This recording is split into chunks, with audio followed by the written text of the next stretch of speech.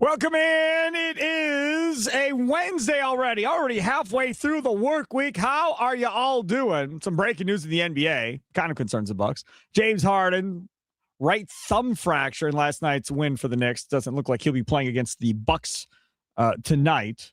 So that is now how do I say that? If I say it's a break, ha ha ha, I'm trying to make jokes. I wasn't trying to, but that's just how it came out. Coming up on today's show, we have John Greenberg, Milwaukee Admirals. We always have somebody from the Admirals join us in the last segment on Wednesdays, as they are the sponsor of Things Sparky Missed. Plus, we have a bunch of stuff to talk about at 4:40 that we're not going to get to on today's show before that. So that's going to be a jam-packed deal at 4:40. Other than that, guest free. So you and me and Charlie hanging out here on a Wednesday. A lot of times we normally have 2 or 3 guests on this show. I didn't make any attempt to really get anybody outside of somebody from the Admirals today. Wanted just to kind of keep it wide open with some of the topics that we had lined up for today. Got to start off talking first about Giannis and the Milwaukee Bucks. Now, Giannis did not play last night. Giannis has not played in a while, but really at the end of the day, do they even need him? Has got to go to work. A wide open Kevin Porter Jr. checks his feet. Oh my goodness, what a shot! What a time for KPJ to do that! Dude, he took over at the end of that game last night. He just did. Final score 128-117 over the Heat. And that Heat team had Adebayo, had Tyler Hero, had Wiggins. I mean, they had their guys. Norman Powell was their all-star this year. Norman Powell played like crap at the end of that game. Was absolutely horrible. And he's normally a traditional Bucks killer. I hate seeing Norman Powell as a Bucks fan. Toronto, yeah. Yes. Mm-hmm. Oh, I can't stand Norman Powell. Right? Not to the aspect of like I don't like Jimmy Butler. Not like that, or I don't like KG. No. Just from the aspect of he always kills us. That's the only thing I get against Norman Powell. But KPJ, 32, 7 and 7 last night, and just feeling it, just doing his thing. He gets to the rim. He's juking, jiving, throwing stuff up off the glass, throwing stuff into the rim from all kinds of crazy angles like he always does. That play there, courtesy of FanDuel Sports Network Wisconsin, was another crazy play where he gets it up in the corner and dude gets like tackled after he throws it up. He hits that 3 and then goes to the line for a 4-point play. I mean, that's just wild. This dude here, we have not Magic Johnson. Yeah, that's right. Marcus Johnson on the show yesterday. Bucks analyst, Bucks legend. And I brought up the fact that, man, like, I need Jane to get some more minutes here. Like, I get it, but we got to give him some more minutes. And Doc gave him some more minutes. Jericho does a good job settling. Jang is about to lead. Didn't even blink. Jang, 3 for 3 from 3-point range, 4 of 6 overall on the night. 11 points, 6 boards for Jang last night, which is nice. I think there is a real possibility that this kid might be a star player at some point for the Milwaukee Bucks. Probably not till obviously next year. But if they keep him as a restricted free agent, which I'm not sure why you wouldn't, I think there is a real chance he might do something here. But you just got to give him time. And what happened last night, which is what's happened the last couple of games, is Kuzma's playing well. So because Kuzma's playing well, they're going to go with the vet because they're trying to get into the play-in tournament to then eventually get into the playoffs and play a full series against somebody. So Kuzma essentially took his time. Kuzma last night had 19 points, 7 of 16 from the floor, 4 boards, a couple of turnovers.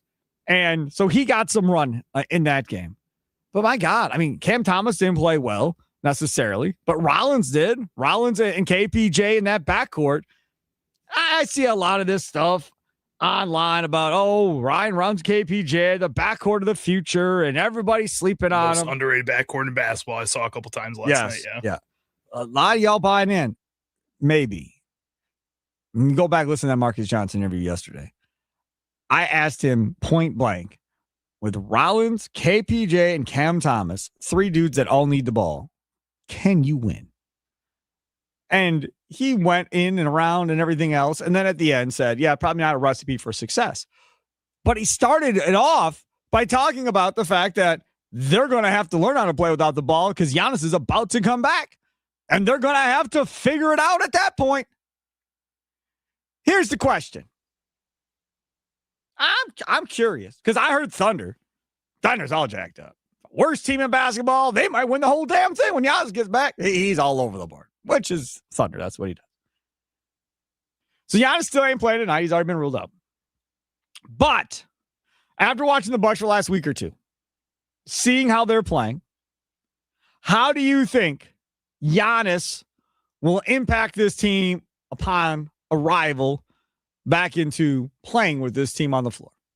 How do you think he impacts everybody that's out there playing? You know who didn't play much last night? Miles Turner didn't play much last night. And I love how my guy Ty Windish, I can't believe that.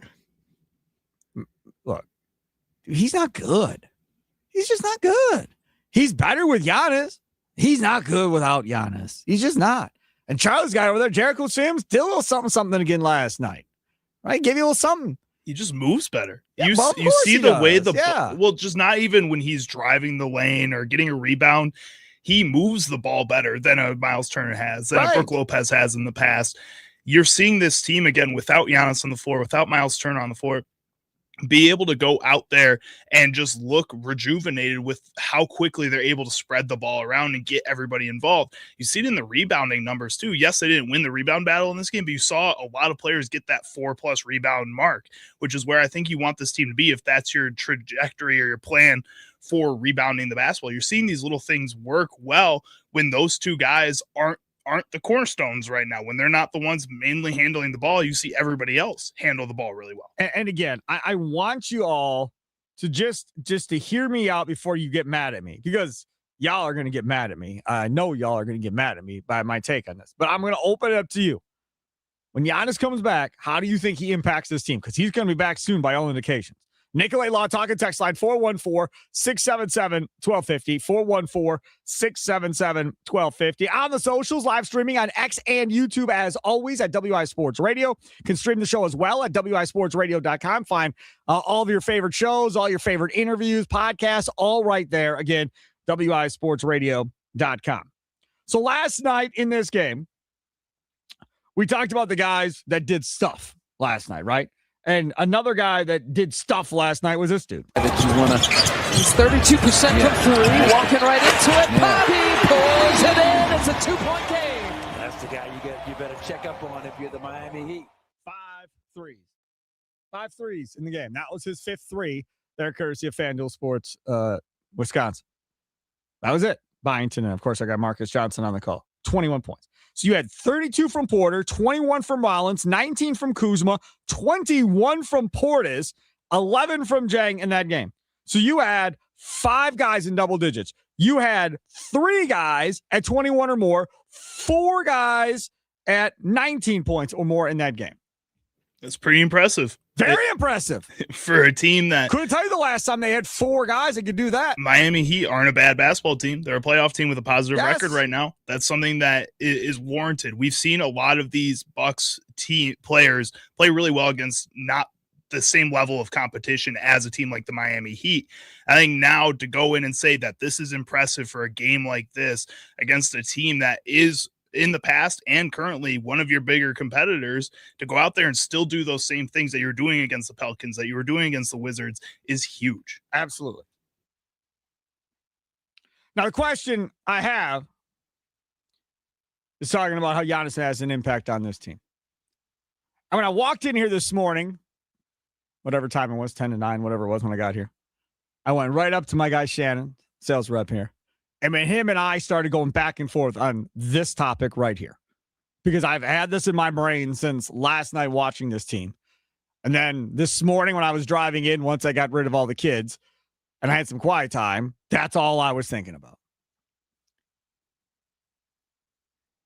I don't think this is going to be a positive impact.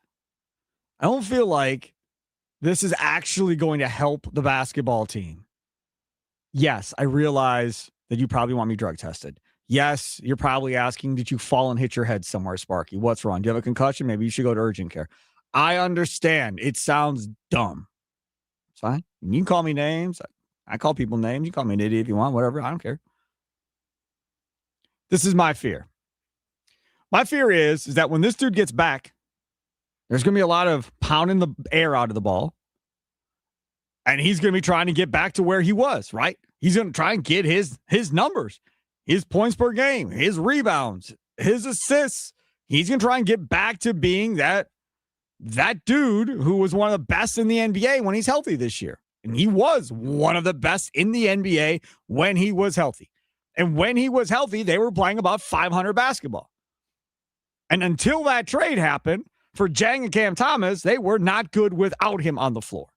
Now, all of a sudden, this team looks pretty good without him on the floor, and they're starting to learn how to play together. Again, you had 4 guys at 19 or more. One of them was not named Cam Thomas, who was not good last night. 2 of 10 or whatever he was from the field. Since that trade, you would just assume he's always going to be one of them that's going to be around 20 points every night. He didn't have a good night. Didn't matter. They all stepped up and scored anyhow. So, you're going to put Giannis back out there on that court. My concern is, A, ball movement is going to stop. Now, you already have possessions where Kevin Porter Jr. is like, dog, I'm doing this. I ain't passing. I'm going, right? You have possessions where Cam Thomas is like, nope, this is mine. I'm going. You have possessions where Ryan Rollins gets it in his head. He's jacking up something from somewhere, and he's going. So you already got 3 guys that are in that category.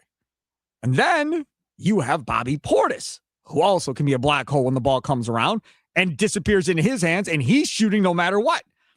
So you've already got several guys that play that way. Now you're going to put Giannis into this. I fear the ball stops moving. I fear we start standing around watching Giannis and the player movement and everything that goes along with it. That stops. I fear, and this is one of my bigger fears, is that a KPJ, a Cam Thomas, a Rollins, these guys are all like, hey, man, I can't be taking shots like I did when he was out. We got to get him his shots. I can't be as aggressive offensively because we got to make sure he gets his shots at the end of the day because he's the best player on the team by a mile. So we got to make sure he gets his shots. So now the aggressiveness that these guys are playing with, the freedom that these guys are playing with now is going to take a back seat. And it's not going to be on purpose necessarily, subconsciously, whatever you want to call it. I just fear that you've made so much progress here that I would hate for it all to be run into a wall because your best player returns. And again, I understand how stupid this sounds. I get it. But that's where I'm concerned. Because when you decided as an organization that this is going to be all about Giannis and we can't tank and we can't suck on purpose and everybody's going to play and we're going to try to get in and screw the lottery. Who needs to get a great player? We're just going to go with what we have. We think this is good enough. When you get into that mentality, you better at least play a full series in the first round.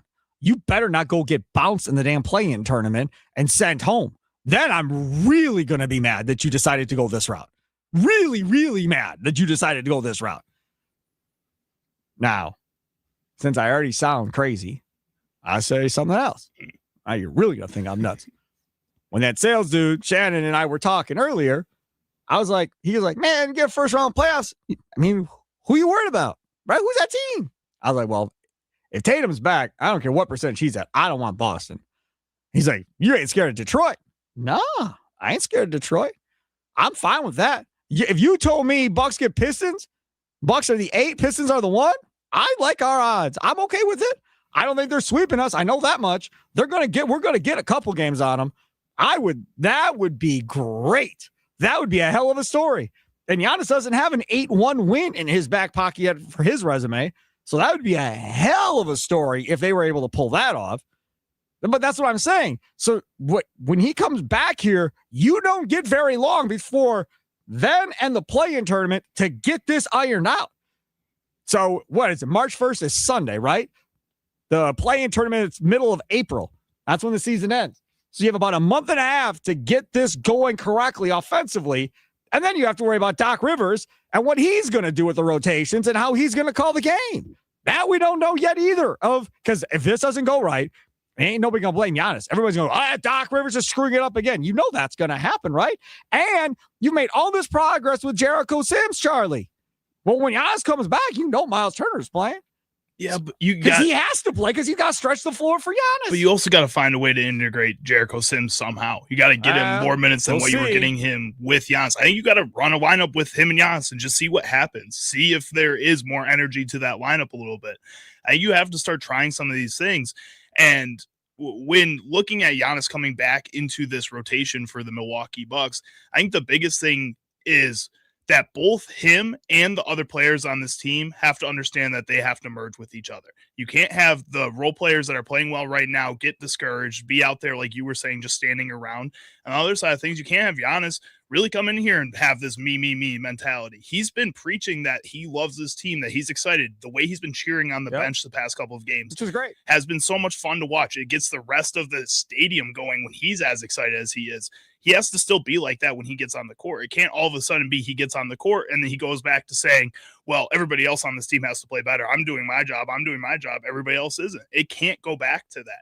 And I think he should understand that at this point, especially this deep into his career. I believe he will. I think he'll fit in pretty seamlessly with this group.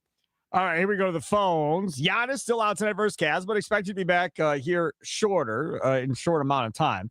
After watching the Bucks for the last week or two, how do you think Giannis will impact this team upon his arrival back onto the floor? Nikolay Law talking text line 414-677-1250, 414-677-1250. Mike in Shorewood, you're next on Wisconsin Sports Daily. What's up, Mike? What up, Sparky? Yeah, to me, I think Giannis being when you're a great player, you got to be able to adjust. And I think he's seeing what these young guys are doing out there right now. And a pickup of a guy like Cam Thomas, who's a lights-out scorer. And we know KPJ is a runner and gunner.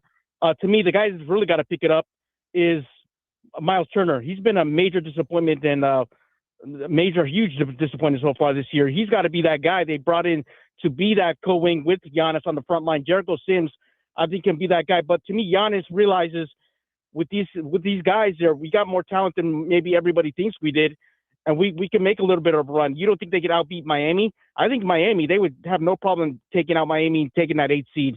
So that's probably the ideal situation to go in. I'd like maybe 7 if Philly falls off, but I doubt that. So Giannis is going to be able to adapt. I'm not really worried about him. He's not a guy like Luka where he has to have the ball in his hands at every time in every single possession to be a factor. Giannis can play off the ball when he needs to. So I think Doc, depending when he comes back, is going to be able to mix and match to see what works with him.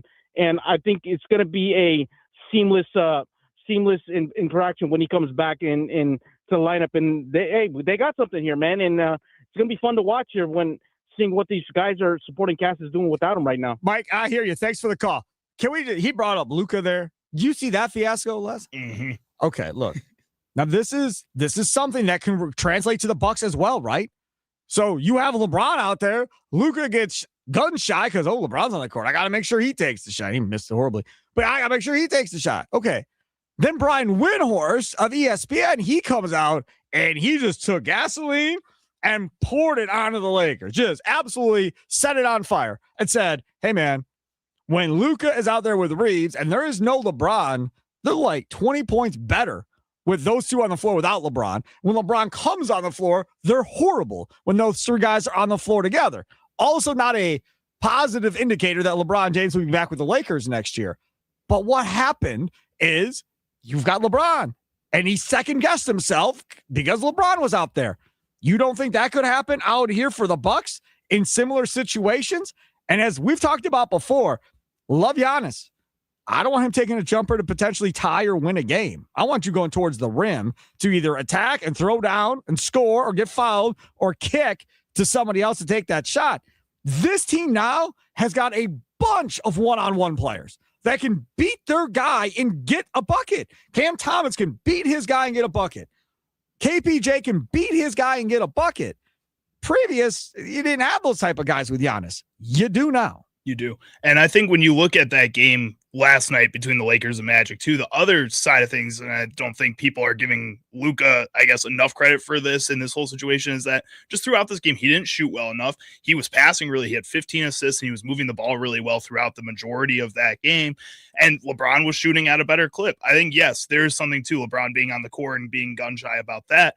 But when Luka just isn't having his best game, I think overall he's deferring to the second best player when the second best player is LeBron James. Correct. Like, I think that's just what happens. Yep. Most guys would do that. Kyrie Irving, I think if he was having a bad game and LeBron was having a better game, even though Kyrie Irving was a lot of the times the guy to take that final shot for the Cavs, he would pass it to LeBron too in those situations.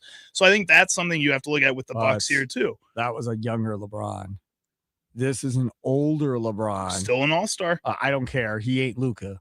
I mean, to me, it's a different situation, right? So when you had LeBron Wade and Chris Bosh figuring it out together in Miami, oh, it's your team, D Wade. I don't want to be my team. It's your team, LeBron. And they're going back and forth that whole year and lose to Dallas.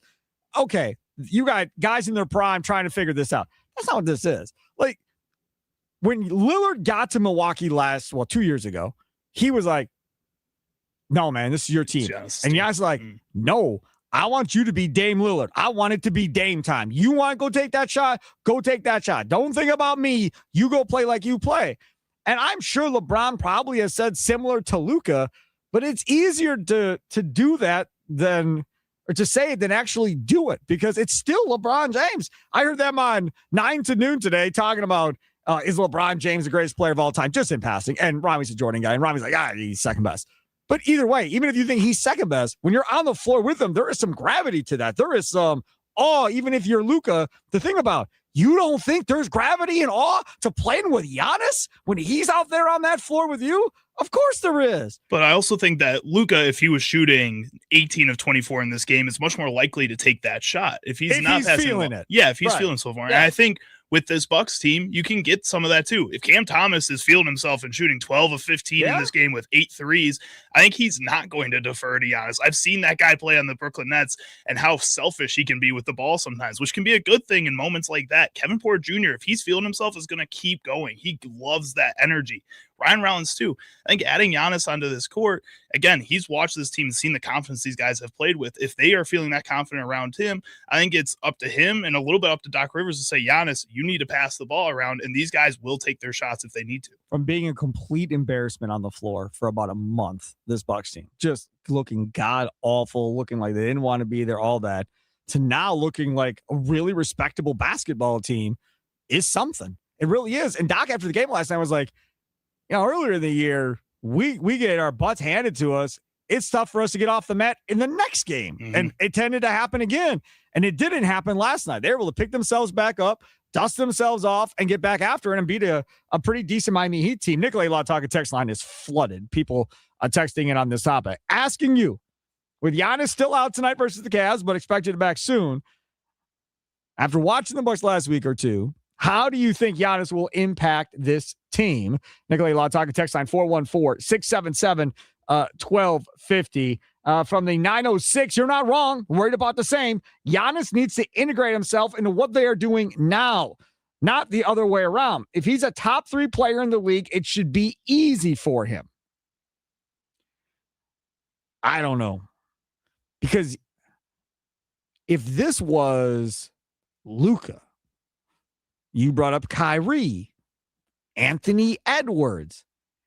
Easier when you're a guard that can get your shot more easily, right? Than Giannis. And I know they let him bring up the ball and stuff. They don't need to do that anymore, by the way. We can stop that. We don't need to see that anymore. 4 other guys. No, we don't need to have him do that anymore. But he's going to need somebody else to get him the ball, right?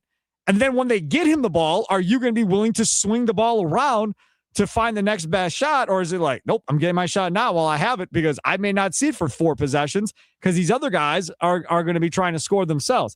Again, maybe I'm worried about nothing and maybe this won't be an issue. We'll find out. 414, Giannis will come back and everybody else will go back to standing around and watching. Yes, that is a concern of mine as well. From the 262, Miles Turner scored his first bucket at the 8-minute mark in the third. That's $125 million. And Green scored his second bucket a possession or two later. That's $45 million. And the Bucks still won big. How you like your AJ Green? He's there. He's there right now. That's about it. Yeah. He's not like, I wouldn't say he's been a negative overall player so far this season, but he hasn't been positive either. He is exactly he's just there. What I told you. When he gets hot like Connaughton, he could be streaky and can look great. And then he's going to bottom back out and not be a factor. That's how Connaughton ends up on the bench half the time. Mark my words, he's a bench player next year. This cat is not starting next year, if he's even on the team next year. Right. He's just not. I think Doc just loves him. He'll be on the team. But Charlie, I'm telling you right now, you get into a playing game, he might hit 5 threes in a game. Or he's like, oh, I'm glad we signed AJ Green. But you're going to have games like you've seen here the last several games where he's literally is just a non-factor. And the Miles Turner thing, I don't know. I don't understand how you lose Giannis. You are now the big. You should be getting the ball inside and doing that. And they just don't give them the ball inside. They don't work with them at all. It's, again, insane. You see the way when they pass to Jericho Sims in the paint. I've talked about this before. He's able to get it out of the paint so efficiently because so many teams collapse on that because they're not ready for that type of offense from the Milwaukee Bucks. They just assume it's either Giannis driving to the paint or nobody else is going to be there. It's everybody else spread around the perimeter. So when you can have an effective player down there, it really changes the way teams defend you. And that's something the Bucks, again, have to continue to use, whether it's with Jericho Sims more with Giannis or getting Miles Turner more in the paint. From the 920 Sparky, I think for the rebound the Bucks have had, I think Doc Rivers should get some credit here, but not from the keyboard warriors online, LOL. Zach in Plymouth. Funny you bring that up. We are going to talk about just that coming up at 420, Zach in Plymouth. So you stay tuned in at 420. We'll get back into it. From the 414, without Giannis, the Bucks don't stand a chance tonight. With Giannis, they can beat Cleveland. They don't have Harden tonight. Harden fractured his hand or whatever last night. So they're not going to have Harden. Jared Allen has been phenomenal in the month of February so far. Yeah. Miles Turner, go earn some money. Mm-hmm. Go earn some damn money. Like, go defend. Go do something. Like, this is a night tonight where you need Sims and Turner to play big and not play small. And we'll see if they can do that or not. All right, it's Wisconsin Sports Daily, live from Wisconsin Sports Radio Network studios, powered by the Potawatomi Sportsbook. Sparky with you. Coming up on the other side, I saw a piece on SI, Sports Illustrated's website. And it's talking about the top trios, highest paid trios in the NFL, meaning quarterback, receiver, running back, quarterback, receiver, tight end, quarterback, 2 receivers, whatever else. And we went down the line. Packers were at the end of the list. And it brought up an interesting topic in my mind because all of this crying about, oh, we got to have a number 1 wide receiver. Oh, we got to have this. We got to have that. I don't know. When you look at the finances of this and we start talking about the teams that are in front of Green Bay, I don't know if we're all going to agree. I don't know. We may disagree. We'll talk about that coming up next. Don't forget our fine folks over there at the Potawatomi Sportsbook. That's where you want to be for all of your favorite sporting events that you want to watch. Baseball, basketball, soccer, hockey, whatever the case may be. They got it on there. 2,000 square foot big screen, 30 sporting events at one time, 48 beers on tap, dozen different specialty cocktails, unbelievable kitchen, full menu there, all-day brunch, homemade desserts and pastries, 2 levels of seating at the Potawatomi Sportsbook. They have fine dining restaurants all over. You can make a reservation at one of the fine dining restaurants, maybe get a night stay at the hotel, make it a whole night, spend some time on the casino floor, spend some time in the sports book. You don't have to watch the game necessarily. Put some money down the game. You and the significant other go have a nice meal, maybe play some crafts or some blackjack or some slots or something, and then go back, collect your winnings at the end of the night at the sports book if you win, and then crash in the hotel room at night. Just telling you, it's the way to go, man. Check it out today. Potawatomi.com.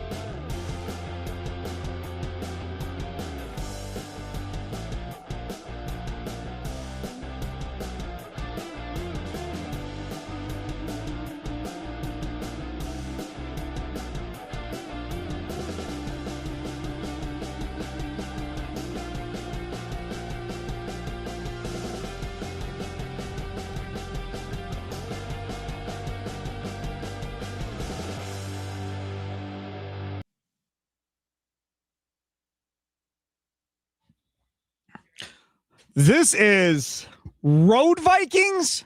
What is Road Vikings? I've never heard of Road Vikings before. I mean, it's kind of, See, this is good. Y'all could decide the bumper music. I learned some music along the way.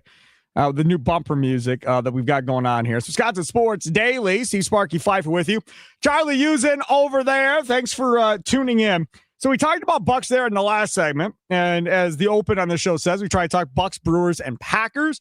We have locked in spots at 3 o'clock to talk Brewers every day and Packers every day at 4 o'clock. So guaranteed, if you're a Brewers fan, if you don't want to hear anything, you're like, man, y'all got to talk Brewers. Promise. 3 o'clock, let's talk about the Crew. Packers always at 4 o'clock. Now, there always might be additional topics, but that's how it works. And then Bucks, because we are in Buck season, normally is going to pop in throughout the show as we're in the season. So for so long in the last couple of years, probably since Davante Adams left, right? That'd be fair. There's been talk of, man, they've got to get a number one wide receiver for Jordan Love. Are they going to be able to go to a Super Bowl without a true number one wide receiver for Jordan Love? They need more playmakers for Jordan Love. And LaFleur is sick and tired, I tell you, of answering this stupid number one wide receiver talk. So I come across this article on Sports Illustrated today. And they put together a list of the highest paid trios in football and what they're worth. So the Cincinnati Bengals are one. Joe Burrow, $55 million. Jamar Chase, $40 million. T. Higgins, $28 million for a total of $124 million. For a team that missed the playoffs. That worth it? That's crazy. The Dallas Cowboys, Dak Prescott, $60 million. CeeDee Lamb, $34 million. George Pickens is going to get at least around $30 million. That's going to be around $124 million. For a team that missed the playoffs. Next up, the Detroit Lions. You have Jared Goff, $53 million. You have Amon St. Brown making $30 million. You have Jameson Williams, who got a contract extension he did not deserve. That's paying him $26.6 million per season. And let me add in another one, and Sam Laporta, who I saw an article on today. People are thinking they may trade Sam Laporta going into the last year of his deal. Holy cow. Wow, all that. He's coming off of injury. That's why. All that for a team that missed the playoffs, Sparky? That's another one. All right, moving on. Next up, the Philadelphia Eagles. You good? They're in the playoffs. That's Okay. a little better. Jalen Hurts, $51 million. A.J. Brown, $32 million. Devontae Smith, $25 million for a total of $108 million. Next up, the San Francisco 49ers. Brock Purdy is obviously looking at a contract around $53 million. You have Ayuk currently. He's not going to be there much longer. He's making $30 million per season. George Kittle is making $19 million per season. Christian McCaffrey is making $19 million per season as well.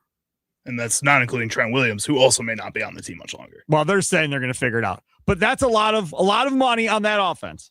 Okay? The Jacksonville Jaguars. Trevor Lawrence, $55 million. Jacoby Myers, $20. Travis Hunter, $11.6. Total of $86.6 million. The Dolphins. Tua, $53. Jalen Waddle, $28. Devon Achane, only $1.3, but he's a free agent and is going to get paid. And if they bring him back, they're going to have to pay through the nose. Baltimore, Lamar Jackson, $52. Derrick Henry, $15. Mark Andrews, $13. And Isaiah Likely is about to get paid for that team too, Correct. probably. Buffalo, Josh Allen, $55. Shakir, $13.25. James Cook, $11.5. And then the Green Bay Packers are listed at 10. And as it sits right now, Jordan Love is making $55 million per year. Josh Jacobs, $12 million per year. And Christian Watson, $11 million annually. And at the end, it says the Packers are still searching for a wide receiver one to separate themselves from the group of young, talented receivers. Love hasn't fully lived up to his $55 million a year per price tag. I disagree. But with the team not paying big money elsewhere on offense, Green Bay is getting good value for its core of offensive talent. Here's my question. Do you want to give top dollar to Christian Watson and Tucker Kraft to put these three dudes up with the other teams that we were talking about previously? Are you willing to pay Christian Watson top money? Are you willing to pay Tucker Kraft top money at his position? Jordan Love's already paid top money at his position. Are you willing to spend all that money on those three positions and essentially sacrifice that money elsewhere? So where could you be sacrificing? Well, the offensive line is going to be a starting point here where you're going to be sacrificing money. On the defensive side of the ball, you have two dudes that are getting paid. Now, paying Kraft and paying Watson, does that sacrifice Edgerrin Cooper at the end of the day where you can't afford to pay Edgerrin Cooper? You have no cornerbacks that you're going to have to pay. There's a lot of big money in the cornerback room. There's no defensive lineman. I mean, Devontae Wyatt you'll have to pay, but it ain't going to be like that. So you're not going to have to worry about that. So really, the only guy in defense that you haven't paid that you're probably going to want to pay is Edgerrin Cooper at this point. Evan Williams? Maybe. Why just McKinney's the better of the two. I mean, if they lose Evan Williams, they have to find another safety. That's fine. But Evan Williams is really good. I'm not saying he's not. But what I'm saying is, if you're going to spend all this money on offensive weaponry, like all these other teams have in front of them, you're going to sacrifice paying other positions. That's how it's going to go. So the question is, would you want to pay these three guys like these other teams we just read? Nicolay Law, talking text line 414-677-1250, 414-677-1250 on the socials at WI Sports Radio. Now, Christian Watson has had numerous injuries, but he's going to get paid. Tucker Kraft was probably the best tight end in football previous to his injury. Even though Bears fans want to argue that on Twitter right now. I don't care. A bunch of people talking about Colson Loveland and how he's so much better than Kraft. I don't care about Colson Loveland. I mean, I'm not saying he's bad, but no.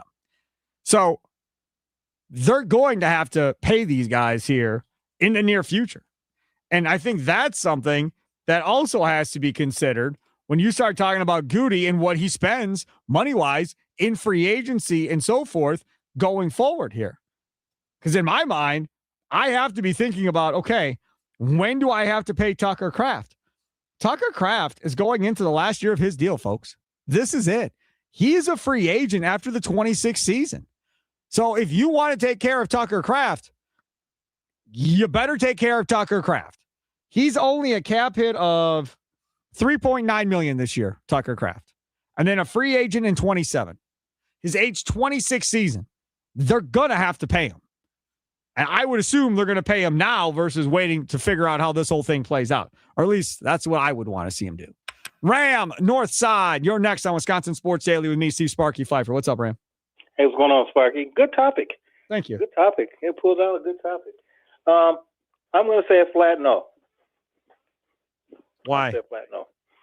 And that list you read, I would say the top 15 of that list, I don't know how many you read. Nine teams. 9 teams were in front of the Packers. 9. Yeah.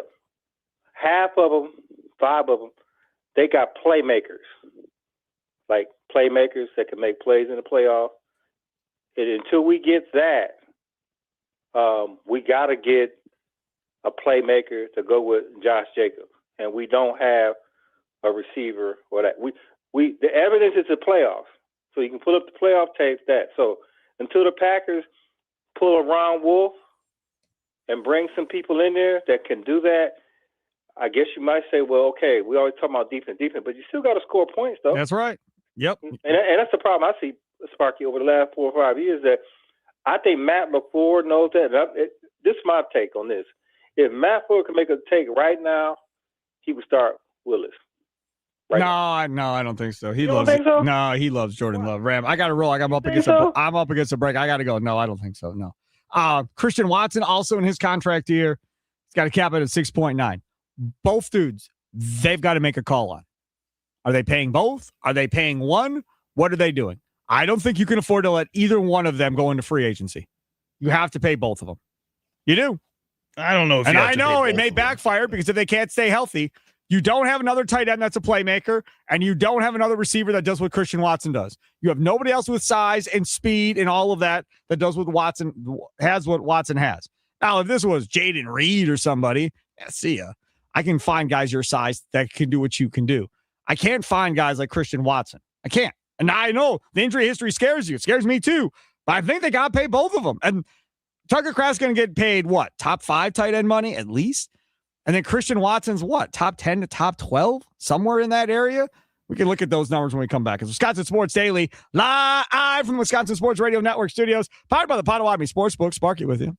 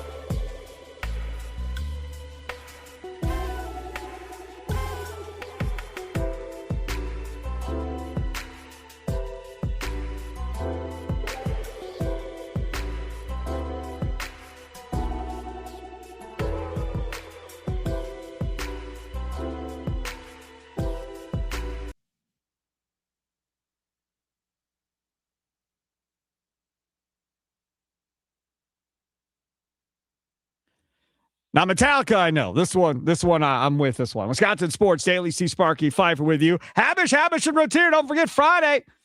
It's Plead the Fifth Friday. Brought to you by those fine folks over there. Your time to tell somebody to shh, right?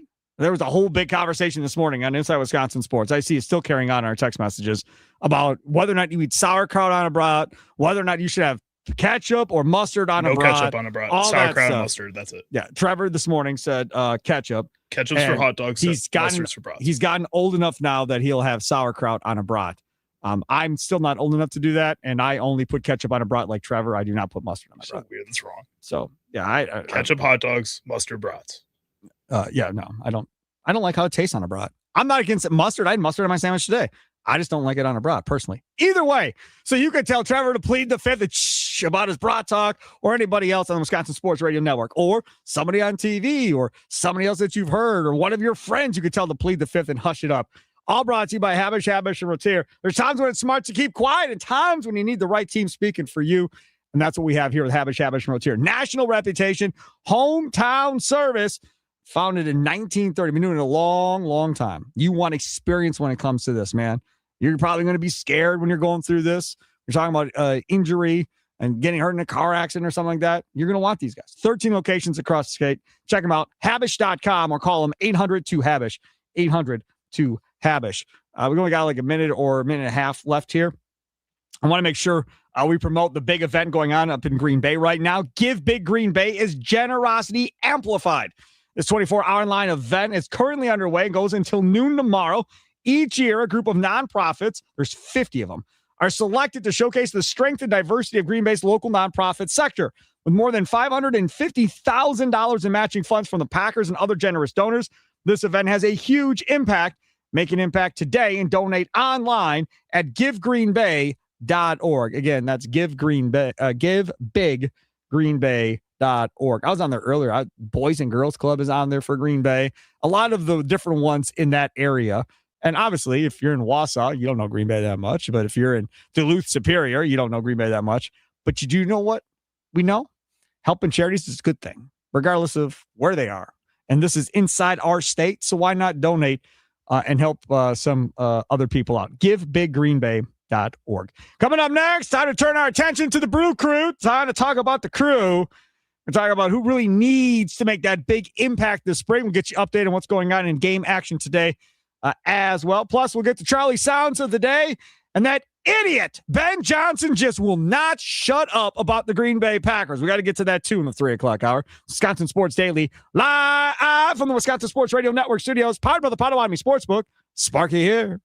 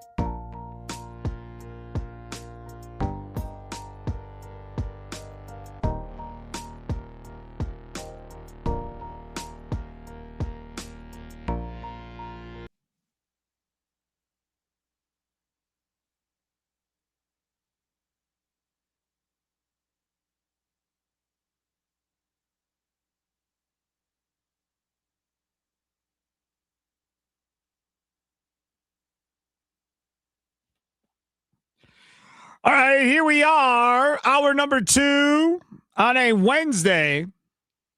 Now people are texting in about the Brat thing. Look, I don't want to talk about Brats the rest of this show. I don't. I just said I was just Trevor about and to respond Josh to that one. brought it up on the Would You Rather segment, which is awesome, by the way. They do Would You Rather, and it's just each of them, would you rather, back and forth, and you're driving around in your car and you're answering, what would you rather have? Like, one of the questions was, would you rather go on a cruise or would you rather have an all-inclusive vacation? Like 5, 6, 7 days on a beach, or would you rather be on a cruise for a week? On the beach, not on a cruise. I don't want to be stuck on a boat. When I was younger, maybe. Like when I was a kid, my family went on a cruise and I liked it, but nowadays I bet I would hate a cruise. Really? Man. Yeah. Is that so? Yeah. Huh. Never done either. I've never done an all-inclusive vacation. I've never done a cruise. So that one I could not answer. But the all-inclusive thing, I was talking to one of our salespeople here, was it last week? And she said they took their 13-year-olds or 14-year-olds and they went, and they were like in heaven because I forgot where they went, but they went and they could have all the ice cream they wanted. They'd go and they had like all these different things to eat. And then they just get them a walk out and they're like, well, don't you have to pay? No, we don't got to pay. They thought it was the wildest thing ever. Could eat till our heart's content and play in the water, the beach, or whatever. No, I've never done one of those, but either way, it sounds fun. All right, it is 3 o'clock. And as we stated on Monday, 3 o'clock means this through the baseball season.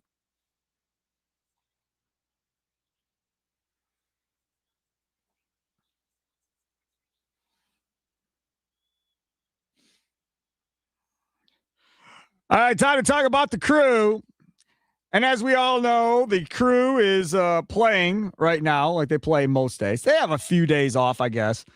Don't forget, next week, Monday through Friday, spring training live from 5 to 7 p.m. here on the Wisconsin Sports Radio Network. The franchise, Tim Allen and Tommy Wirtz will be there with you. Plus, you'll hear interviews they do with all the different players throughout the day, and all the different shows will be playing interviews that they do in that morning or morning before, whatever the case may be. It's going to be a lot of fun. I spent like 20 minutes with Tommy today going over what this is going to look like and what all is going to probably play out from my experiences of going with Tim Allen. So I think I have him pretty prepared to get this and be ready. I'm like, you're going to sleep the whole next 24 hours when you get home back from this trip. I promise you, because you're not going to sleep much on the trip itself with Tim Allen. I believe it. Tommy, I was talking to him about it last night too. It seems like he's like ready for it, but not ready for it at the same time. He's like, I'm going to go. We're going to do this. It's going to be easy. It's going to be nice because I have Tim right there who's been there, done it before. Correct. But at the same time, you're going to be with Tim. And I think, again, Tim seems like he never sleeps, never does anything besides what, like, he's just feeling in the moment, which is fun for a couple of days, I think. But after a few days, I might get a little tired of that. Oh, but like I suggested to him today, I was like, hey, man, now I've been on trips with Tim where it's like, you get done with the afternoon game, you're done with your show, and then you're like, okay, so what are we doing? And a lot of times it's casino time, right? But sometimes it'll be like, hey, let's go to Scottsdale, go see a Giants game. Let's go check out that stadium and see what they got for concessions and have a couple of beverages or whatever and hang out at a baseball game. And then today, Tommy and I were talking. I was like, and he brought up ASU. He's like, I want to go check out that campus. I was like, I bet you they play while you're there. You go check out a game. Sure enough, they're home. So maybe they'll go check out an Arizona State college baseball game. Yeah. Okay, so update on the Brewers game right now. 3-1. Brewers losing in this one. Bryce Terang with a solo homer in the first inning off Adrian Hauser, pitching for the San Francisco Giants. Pitching for the Brewers today, Carlos Rodriguez, couple of innings, 1 run on 1 hit. He gave up a home run to Matos for the Giants. Couple of strikeouts. Strzelecki came in after that, gave up a couple of runs. He gave up a home run on a couple of hits and 2 strikeouts. So Brewers down 3-1 right now to the San Francisco Giants. Also, Lockridge, who we were talking about before, Charlie's guy we were talking about hoping for, he has a double in the game. See, for the Brewers. Vinny Capper, Spring Training Player of the Year nominee right there. Yeah, top of the It could be Lockridge. It could be Lockridge. It could be Lockridge. We'll see. He's hitting 625 early on. So we'll see how this whole thing goes. So we talk about the Brewers at 3 o'clock each and every day. We come up with different topics or different things going on. Yesterday, we talked a little bit about the social media and what they've been doing there, and that's caught a lot of steam around the country. I want to keep it centrally focused now to just the Crew itself. Who needs to have the biggest spring in your mind right now? Who needs to have the biggest spring on this team as a fan? Because the games aren't on TV. So as a fan, Who are you rooting for that, man, this dude really needs a big spring? Get his confidence going, go into the year on a roll, really need a big spring out of this dude. Would really make me feel better about things going into the season. Who is it for you? Nicolay Law Talk, text line 414-677-1250, 414-677-1250. Then we'll talk about that clown, Ben Johnson, coming up at 3:20 and what he had to say yesterday at the Combine. If you haven't heard it, oh boy. So we'll get into that. You just learn more and more about this dude. Every time he opens his mouth, you're just like, okay, oh, I'm understanding who you are. So anyways, who needs to make a big impact this spring? Who needs to have that big summer? Nicolay Law Talk, text line 414-677-1250, 414-677-1250. For me, it's pretty simple. It's Joey Ortiz. That's my guy. That's where I'm riding. That's where a lot of people are riding right now, thinking that, okay, offensively, he's going to finally figure this out and we're going to go. Defensively, people don't talk about it. He's got to get better. He did not have a great year defensively last year. He just has to. And when you hear these guys talk about him, oh, great defender. Oh, yeah, 2 years ago he was. Last year he was not as good defensively. You go look at the numbers. So he's got to get better defensively. And then offensively is really where you want it. And you start talking about, like, what are realistic numbers? 260, 15 home runs, 15 stolen bases, something like that. Like, he does that, I'm happy. Like, that's good for me. You hit around 260, 270, somewhere in that area, and show some power, show a little bit of speed. I think you're really, really happy as a Brewers fan, providing his defense comes back to being closer to Gold Glove level. Well, and so far through the preseason, I think he has to pick it up a little bit more, especially considering while these guys aren't ready for the MLB level yet, guys like Jet Williams, Luis Pena have both looked really good throughout the preseason so far, throughout these couple of spring training games that they've played. And that the more that they keep playing well throughout spring training, the worse that Joey Ortiz does, the shorter the leash becomes for a player like that. This is the other thing about it. If this does not work, let's say we're at June 1st and Joey Ortiz is hitting 200, $195, whatever pathetic number it may be, and you're at June, do they pivot and go get Jet Williams and bring up Jet Williams to play shortstop? Do they make that call? Do they pivot and go get Made to essentially come play shortstop? Do they pivot and go get Cooper Pratt to come play shortstop? That whole idea of how long how much leeway are they going to give Joey Ortiz before they move off of him is something we don't know, and it's something they will not tell us. I can guarantee you that. Now, this becomes a lot easier for them, the organization, if this Brewers offense is doing what they're supposed to. On ESPN.com today, there is a piece grading essentially the Major League Baseball lineups. The Brewers are in the middle of the pack. Got an F for power and so forth. Just not impressive stuff, right? And patience at the plate, they got a bad grade for that too, even though they were one of the best on-base percentage teams in baseball. And the reasoning was, well, they lost Isaac Collins and they lost whoever else. They didn't bring up Caleb Durbin, but Durbin's another guy that I'm sure they lost. So they're probably going to struggle offensively now because of those losses. Please. That's just nonsense is all that is. But either way, if this offense is cooking and they're not feeling the Joey Ortiz effect and he stops coming up with the bases loaded every at bat like last year, if that happens, then they can play it out longer. Then as long as he's playing good defense, they're like, that's okay. We're scoring, 5 runs a game. We're one of the top teams in Major League Baseball offensively. You're really not coming up in a bunch of big situations because you're at the bottom of the lineup. It's okay. But if it plays like it did last year and this dude's always up with the bases loaded, we have a problem. I think you need to then, if that's the plan, adjust the lineup in front of him. You need to get guys like Andrew Vaughn or even a Jake Bowers in some occasions. Garrett Mitchell can stay healthy and he plays with the power that people know he can. You need to get people that can clear the bases before Jory Ortiz gets up there. Yeah. And that may mean, again, Andrew Vaughn, a guy who has been playing really well so far in the preseason and then played a phenomenal in the second half of the season last year. Maybe you do bat him at 5 or 6 instead of maybe a 4 where you might want to normally because you have a Jory Ortiz at 7 that you need to protect a little bit from being in those situations. Nicolay, a lot of talk at text line. Answer the question. Who needs to have that hot spring? Who's got to have that big impact coming out of spring training? Who needs it? 414-677-1250. 414, I don't see it happening because he's been terrible at the plate for a year and a half. But it's Joey for me, too. He is who he is probably, but one can hope. From the 262, call me crazy, but Jackson Chourio, with any shot of winning a World Series, he needs to compete at an MVP level or close to it.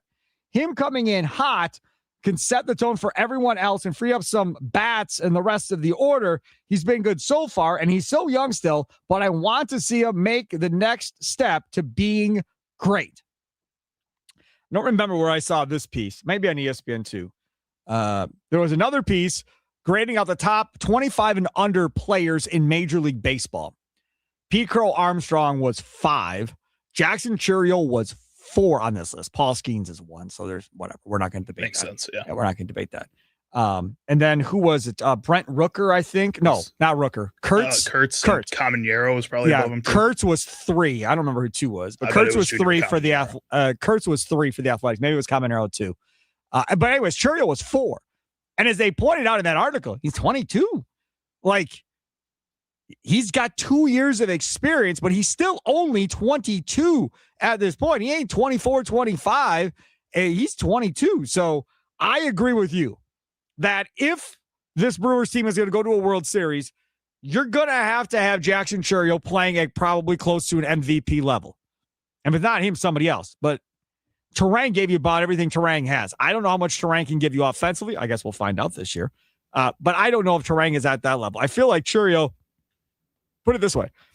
If Turang and Chourio both are at 30-30, guys, 30 home runs, 30 stolen bases, and then Yelich just does what he did last year, hey, now this offense is cooking with some gas at that point. You didn't even talk about William Contreras, who has been an MVP candidate in the past, who has been in that hitting title in the past. Like, these are things like 2 years left on his contract. Again, if you can get some of these younger players going, this is a team that should be feared by everybody. And another player that I wanted to look at in this preseason, the spring training, is Garrett Mitchell.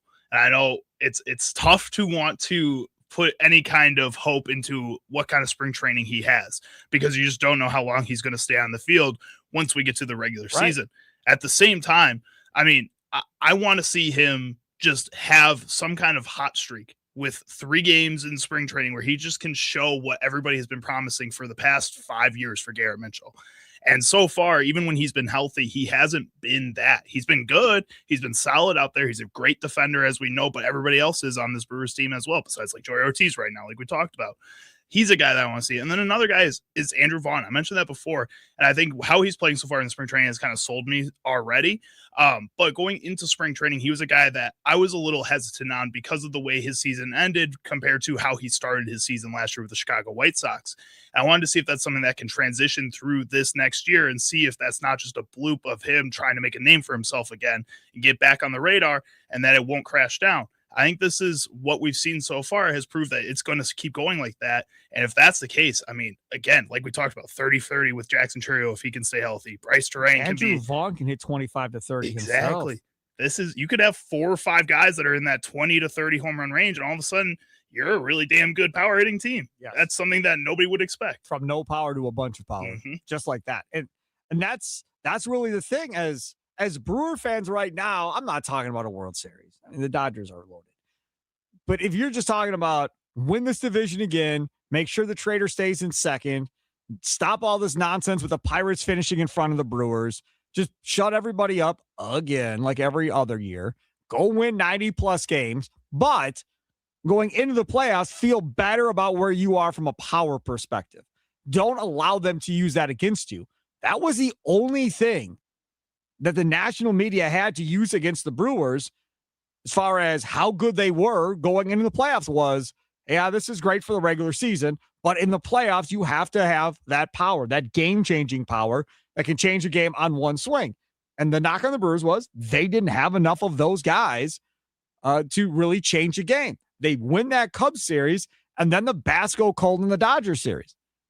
But again, if you had, a couple of those home runs, instead of having to maneuver everybody around the base with a couple, 2-3 hits, and now all of a sudden there's two guys on, boom, you get that home run versus not getting anything because you can't string together hits. That's a gigantic difference at that point. Gigantic difference at that point. Let's go to KJ in West Allis. You're next on Wisconsin Sports Daily with me, Steve Sparky Pfeiffer. What's up, KJ? Hey, good afternoon, Sparky. Thanks for taking my call. Sure. For me, it is Christian Yelich, and mainly because of his injury concerns, in the last several years. If he can stay healthy, he can hit 29 to 30-plus home runs and 100-plus RBIs. They'll be in good shape. But it's definitely imperative for him to continue to produce at the plate at whatever, if he's a DH or whatever he's doing, Sparky. I agree with you on that. And he did obviously do a lot better than people thought going into last year. Thanks for the call. You look at Christian Yelich's numbers, and like I said before, just do what you did last year. You don't got to do better than last year. Just give me what you gave me last year, and I will be relatively happy at the end of the day if he can give me the same thing as last year. Last year, 573 at-bats, which is amazing. 29 home runs, 103 RBIs, 16 stolen bases, 88 runs scored. He hit 264, 343 on base, 452 slugging, 795 OPS with a WAR, win above replacements, of 3.1. Do that again. I'm good. You don't got to do more than that. You don't. And I think, to be honest with you, KJ, I think it's unfair to look at Christian Yelich and go, you got to be better than that. I don't think that's realistic. I think that is about it. I never thought he'd hit 29 home runs again. No chance. If you would have told me that, I said I got a better chance of winning the lottery than we'll ever see Yelich hit 29. So for me, you do that, Christian Yelich, hey, we're good. I got no issues. The pressure, in my mind, doesn't really fall on that aspect. The pressure really more falls on the aspect of, can he stay healthy again? But I think they figured out the secret sauce with playing him in the DH role, not letting him play a ton in the outfield, and they figured out how to keep him healthy. And if they can figure out how to keep him healthy and he can still have that same explosiveness, which I don't see why he can't, I feel like you're in a pretty good spot. Do you realize he is 34 years old? Mm-hmm. He's been around for a while, man. It's 20. It's weird. It's 2026. Like, that's so weird. Like, 2020 feels like last year. So like every time I see like, oh, something happened in 2019, or like Christian Yelich came into the league probably 2015, I would say like that. Oh, that's not that long ago. It's 11 years ago, Sparky. That's crazy. Yeah, 11 years ago. Imagine how I feel like about the 80s. So this deal with Christian Yelich. So we're in 2026, $24 million. In 27, 23.9. In 28, 23.9. Oh, no, 23.89. Well, close enough. That's his age 36 season. So that's 3 more seasons. Then there's a mutual option, which I'm assuming the Brewers will not do, in 29 at $20 million. So he's got 3 more years here. I don't know if he can hit 29 homers and have 100 RBIs for the next 3 years, but if he can get 2 of those years, because you figure next year, you would think Made's probably up here next year. There's a chance maybe Pena could be up here at some point next year. I mean, you're going to start to get the young kids and their bats up here. Then if he doesn't have a great year in 28, it's not going to matter because all your position players aren't going to be making squat because they're all going to be on their rookie deals. Yeah, they've really kind of set themselves up for a win-win scenario here with everything that they've done. Christian Yelich keeps playing at this level. I don't expect him to play 150 games again this year. That's absurd for a guy like Christian Yelich at this point. I think they're going to give him more rest days. They've already shown that in the spring training and seen these different lineups that they've put out there. Andrew Vaughn at DH and then Jake Bauers at first, which I like to see. Give him those rest days. See if he can get 20 home runs. It doesn't even have to be 29. Again, 20 home runs. And then, like you said, as the young players come up, slowly just phase him out. And at the end of his career, let him retire a Brewers legend without any kind of controversy of cutting him, letting him go. You've set yourself up to look good no matter what. They win a World Series, I think he gets a statue. Yeah, I think so. If they win a series, I think he gets a statue. And I think he may get his jersey number retired if they win a World Series. MVP, he's been, again, just a staple of this team. Even when he had a lot of downtime, but if he does this last year in the World Series year, they're going to reward him. Even in his downtime, though, he's still been a face of the team. He's been around. People still love him when he comes back. For sure. And he always responds well. He comes back and has his mentality. He's awesome. And he's not a cheater. Hey, can you feel it? The thrill of witnessing a walk-off grand slam, a buzzer-beating three. You know the feeling. There's only one place to experience that raw exhilaration, the Potawatomi Sportsbook. Catch all the action in Supreme Space with dozens of sports betting kiosks, cool drinks, 48 beers on tap, dozen different specialty cocktails, luxury seating, 2 levels, great food, full kitchen, homemade desserts and pastries, fiery atmosphere, and a monster video wall at 2,000 square feet, over 30 sporting events at one time. Only at the Potawatomi Sportsbook, best sportsbook in the Midwest. More info at Potawatomi.com. Must be 21 to enter the casino. Coming up next, we'll talk about that clown, Ben Johnson, the Bears head coach, running his mouth again down at the Combine. And straight ahead, Wisconsin Sports Daily, live from the Wisconsin Sports Radio Network studios. Powered by the Potawatomi Sportsbook. Sparky here.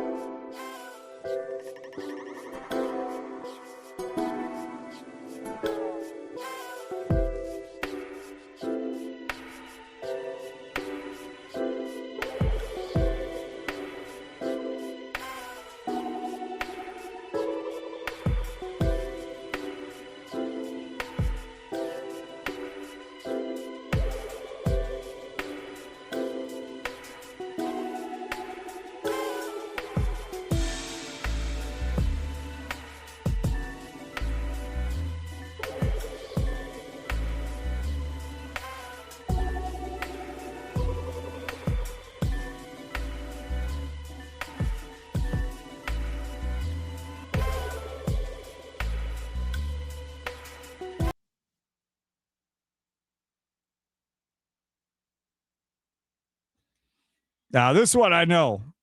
Love Eric Church. All about this. So I'm down with this one. This one I understand.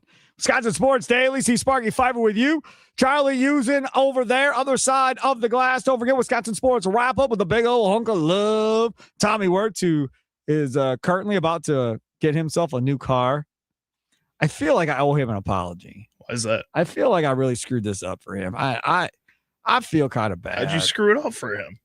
So he had been talking last week about wanting to get a car and all that. And our guy, who used to be the producer of the Bill Michaels show back in the day in Milwaukee when he was at our radio station, is a car sales guy now and has been for a while, Radio Joe. So I always just call him. If somebody needs a car, I just call Joe. Hey, man, help my guy out or whatever. And so that's what I did. And he sells Hondas and all that. So he's like, all right, how much you want to spend? Blah, blah, blah. This was all Friday on the phone. Yeah, I want to spend X. Okay, yeah, sounds good. Oh, here, I got this Kona right here, used, telling us about the owner, just brought it in. It's clean, da-da-da-da-da. Okay, sounds good. So he test drives it on Monday. He told this, I'm not saying anything nobody knows. He told the story on his show, Mason Crosby Show. And then he goes, yep, I'll take it. Well, then after he told the story today on the Mason Crosby Show, he's like, yeah, it's a 23 Kona, Hyundai Kona. Right. And Mitch Nellis goes, I got a Kona. Is yours neon green too? He's like, no, it's silver. Oh, we're the Kona boys. Yeah. Yeah. I didn't know. It's all right. I mean, I didn't know. I mean, you knew Mitch would say something. I didn't know he had a Kona. I don't pay That's attention. true. He doesn't drive the Kona to work. I don't think. Not all the time. I think sometimes he does. But when he said, I was like, oh no. I thought he had a red car, Mitch. Well, he's probably got several cars. He's got him and his wife and whatever. Yes. Yeah, I felt bad. I was like, oh, damn, Tommy. I did not know I did that to you. So apologize to Tommy Wirtz. But the car he's super excited. I mean, the car he's getting is significantly better than the car he's been driving. So he's very excited. Okay, speaking of excited, Packer fans are getting sick and tired of Ben Johnson, the Bears head coach, who just will not shut up. Now, to his credit, he didn't just bring this up. He was asked a question about the Green Bay Packers by Mike Florio, another person who most Packer fans feels like hates the Green Bay Packers. In reality, I don't think he hates the Packers. I think he hates Aaron Rodgers. In fact, I know that's pretty much the reason. So when he was so hard on the Packers back in the Rodgers era, it had more to do about Rodgers. I think it had to do with the Packers. Having said that, Ben Johnson, Bears head coach, hopped on with Florio for his pro football talk show or whatever. Check it out. What is the deal with the Packers? Who likes the Packers? How much of that is leaning fully into your job as Bears coach, and how much of it is how you truly feel? Yeah, I mean, the Bears and the Packers, they should not like each other. I think it's as simple as that. And I think that's going to make this rivalry, this game, something that people are going to watch here going forward. Have you talked to Matt LaFleur at all? Because I feel like he gets confused. Like, what did I do? Do you have any relationship with him? Have you heard from him? Has he called you up and he said, what's the deal? Like anything like that? No, we don't talk. Okay. Do you want it that way? I'm good with it. Has he tried to reach out to you? No. Okay. Let's have some fun, shall we? It's our turn to have fun. Let's play a game. We don't really play a lot of games on this show, but I'd like to play a game. And that means we have to move Charlie Sounds of the Day. Then we'll move Charlie Sounds of the Day. When we, here at Wisconsin Sports Daily, say Ben Johnson, what do you say? I say Ben Johnson. What's the first words that come to your mouth? When we say Ben Johnson, what do you say? Nicolay Law Talk and Text Line 414-677-1250, 414-677-1250. I doubt you all will have the word that I have. I have one word. Now, remember, if you text the Nicolay Law Talk and Text Line and you swear, I'm not reading it. Do not swear. It's not going to be read. Number two, I do not want swearing on the air, even more so that I don't want swearing on the text line, because then you're going to get me fired. So don't do that either. My word, when we say Ben Johnson, what do you say? Fake. He's fake. And he just admitted to it there too. Florio asked him straight up, hey man, like, what is this? Is it because you're Bears head coach or because you really just don't like this team? What's the deal? And he pretty much said it's because he's Bears head coach. That's all this is. He's just playing a role for McCaskey, the owner of this team, who legitimately hates the organization, which that I understand. That's a family thing. That totally respect, got no problem with. That's genuine dislike and genuine rivalry there in the Bears organization. We have nothing like that in Green Bay anymore. But Chicago still has that with the McCaskey family. Now, regardless if they're in Indiana, Iowa, or Illinois, wherever they end up playing, as long as the McCaskies are the owners of that team, that's something they're going to demand. That's why Lovie Smith comes up on the podium and talks about, I got to beat the Packers twice a year. He didn't come up on the podium wanting to say that. He came up on the podium to prove to McCaskey that he hates him just as much as McCaskey does. All that fake stuff. These guys just are fake for their owner. So their owner leaves them alone. Or their owner pats him on the back. Good job, Ben. Yeah, Ben. You tell him. He's playing a role. He's fake as hell. I don't believe anything he says when it comes to this. And he pretty much just said it. And furthermore, if you go back, remember when earlier in the year when he took off that shirt, and that was about that Wiener Circle hot dog place or whatever down there? Prior to that, he realized, I don't know, maybe he lived with his head in the sand prior to that happening. He realized that some of these post-game speeches were on social media and that they were mic'd up. And as he put it, as far as why he took the shirt off, he viewed it as a competitive situation at that point of needing it to make it as big as possible and essentially almost like a recruiting tool for players around the league that see it like, dude, I want to go play with that dude. Look at that dude. That dude's nuts. Let me go play with that dude. So he saw that stuff was viral and he went, well, I can use this to my advantage. I don't got to be me. I'll just act like somebody else in order to get this done. He's as fake as they come, man. As fake as they come.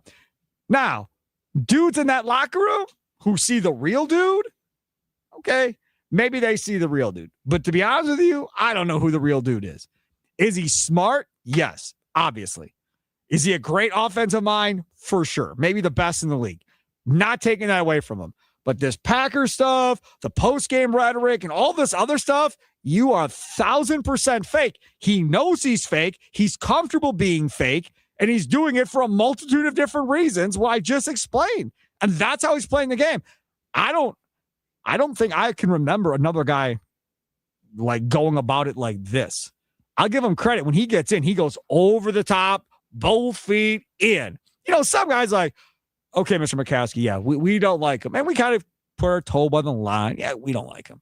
Now this dude like jumps into McCaskey's arms and like, oh, let's make I hate the Packer baby. I mean, that's pretty much how over the top he is at this point. Wouldn't you say, I guess on the other side of things, Aaron Rodgers was that? Running around saying, I own you, doing all these different things. And then this year coming out, I love Chicago. It was a great city to play, and I always enjoyed playing against them. Right. So this is the thing with that. I don't think Rodgers ever hated the Bears, disliked the Bears. I think Rodgers just liked irritating them by the fact that they couldn't beat Aaron Rodgers. I think that's all it was. He's a cocky individual that likes to talk about how great he is and all this other stuff. That's who he is. And he knew, whether it be through social media or whatever, Bears fans could not stand him, could not stand the Packers, and always angry about losing to the Packers and so forth. So he just fanned the flames a little bit. Ben Johnson came out running his mouth from day one. Aaron Rodgers didn't run his mouth, I don't think, at any point. I don't think I ever heard Aaron Rodgers, his rookie year, go, yep, we got to beat the Bears. I know what this is about. We got to kick the Bears' butt. That's what this is all about. Never. Brett Favre never said it. It was never a thing. And in fact, if you go back to the Brett Favre days with Leroy and those guys, Bears weren't even really a threat. Those teams were all about the Vikings. The Vikings were the bigger threat in that division. Gilbert Brown was essentially released from the Vikings and signed with the Packers, and to this day hates anything related to the color purple going forward. So for him, it was always about the Vikings. And yeah, you wanted to beat the Bears, but again, even back then, it still wasn't as big of a deal as it was when they faced the Vikings. Right. And I would say, like, what's happening right now, You call it fake. It is fake. 1000%. It's smart. It works. Whatever it is, it's working. And it's doing wonders for the guys in the locker room, whether they're seeing a different version of Ben Johnson or not. He's showing something that, by the looks of our talk and text line right now, is working. I think he enjoys the kind of the Aaron Rodgers type of thing of messing with the Packers fans too, getting them to react like this.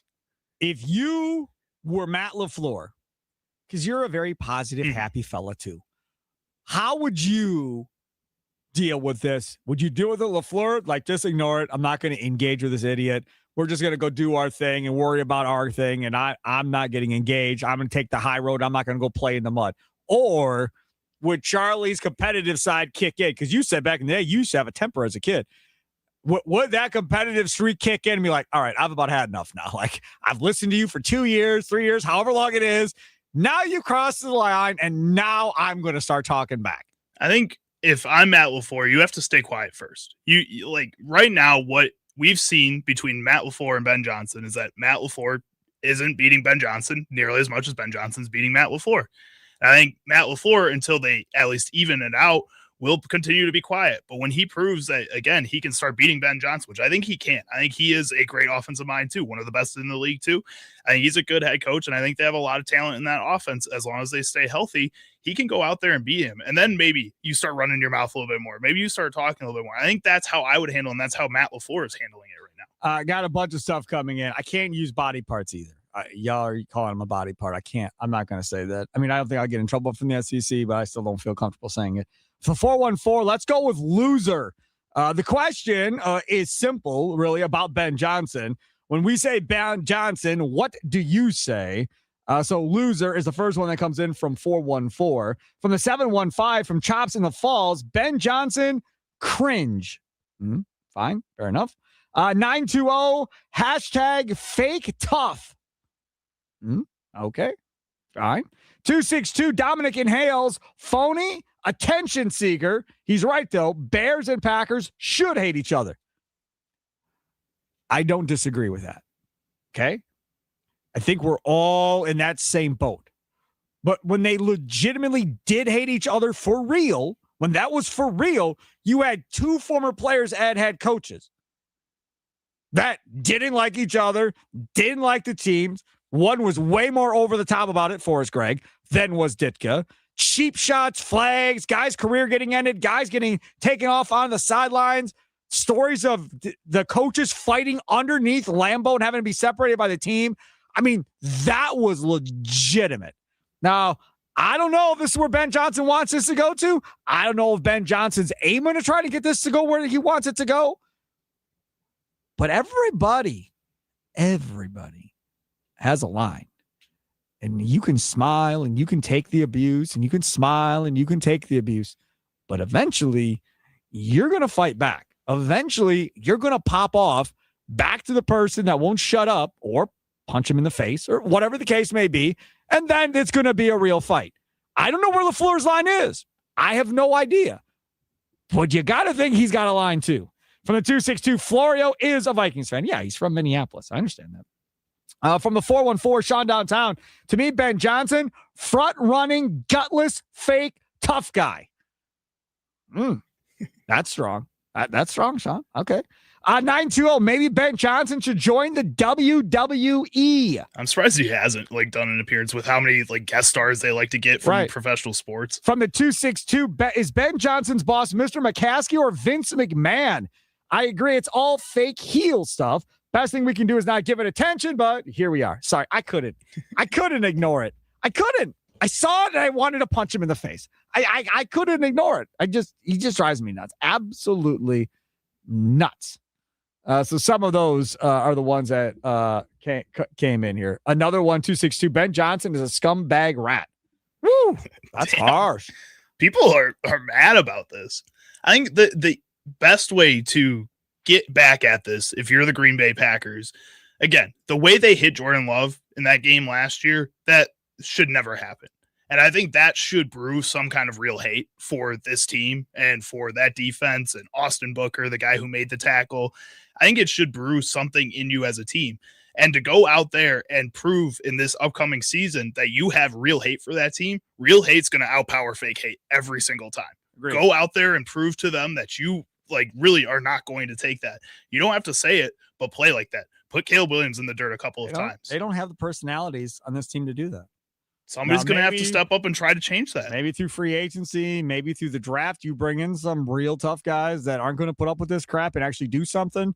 But they really don't have guys that are that way one way or the other, right? They don't really have those guys. Charlie using over there, see Sparky Pfeiffer here. Coming up next, Charlie's Sounds of the Day. It's Wisconsin Sports Daily, live from the Wisconsin Sports Radio Network studios, powered by the Potawatomi Sportsbook. Sparky here.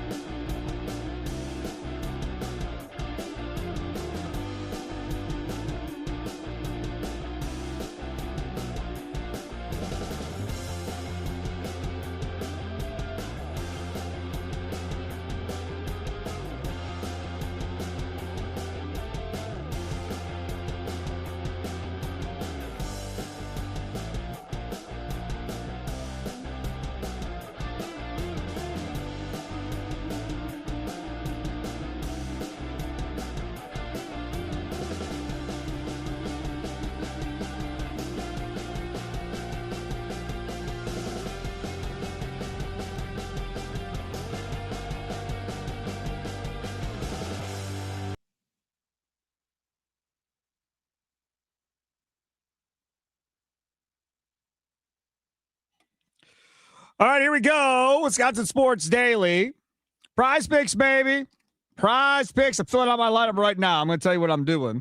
Download the Prize Picks app today. Use code Sparky to get $50 in lineups after you play your first $5 lineup. That's code Sparky to get $50 in lineups after you play your first $5 lineup. Prize Picks, it's good to be right. And again, 2 or more player stat projections, more or less is all you're doing. They got every sport imaginable. I'm telling you that right now. They got esports, they got basketball, hockey, baseball, obviously going on now as well. Football is obviously done, so that's no longer on there. But take advantage of it. It's just daily fantasy. Not that hard. Easy payouts, early payouts on top of that.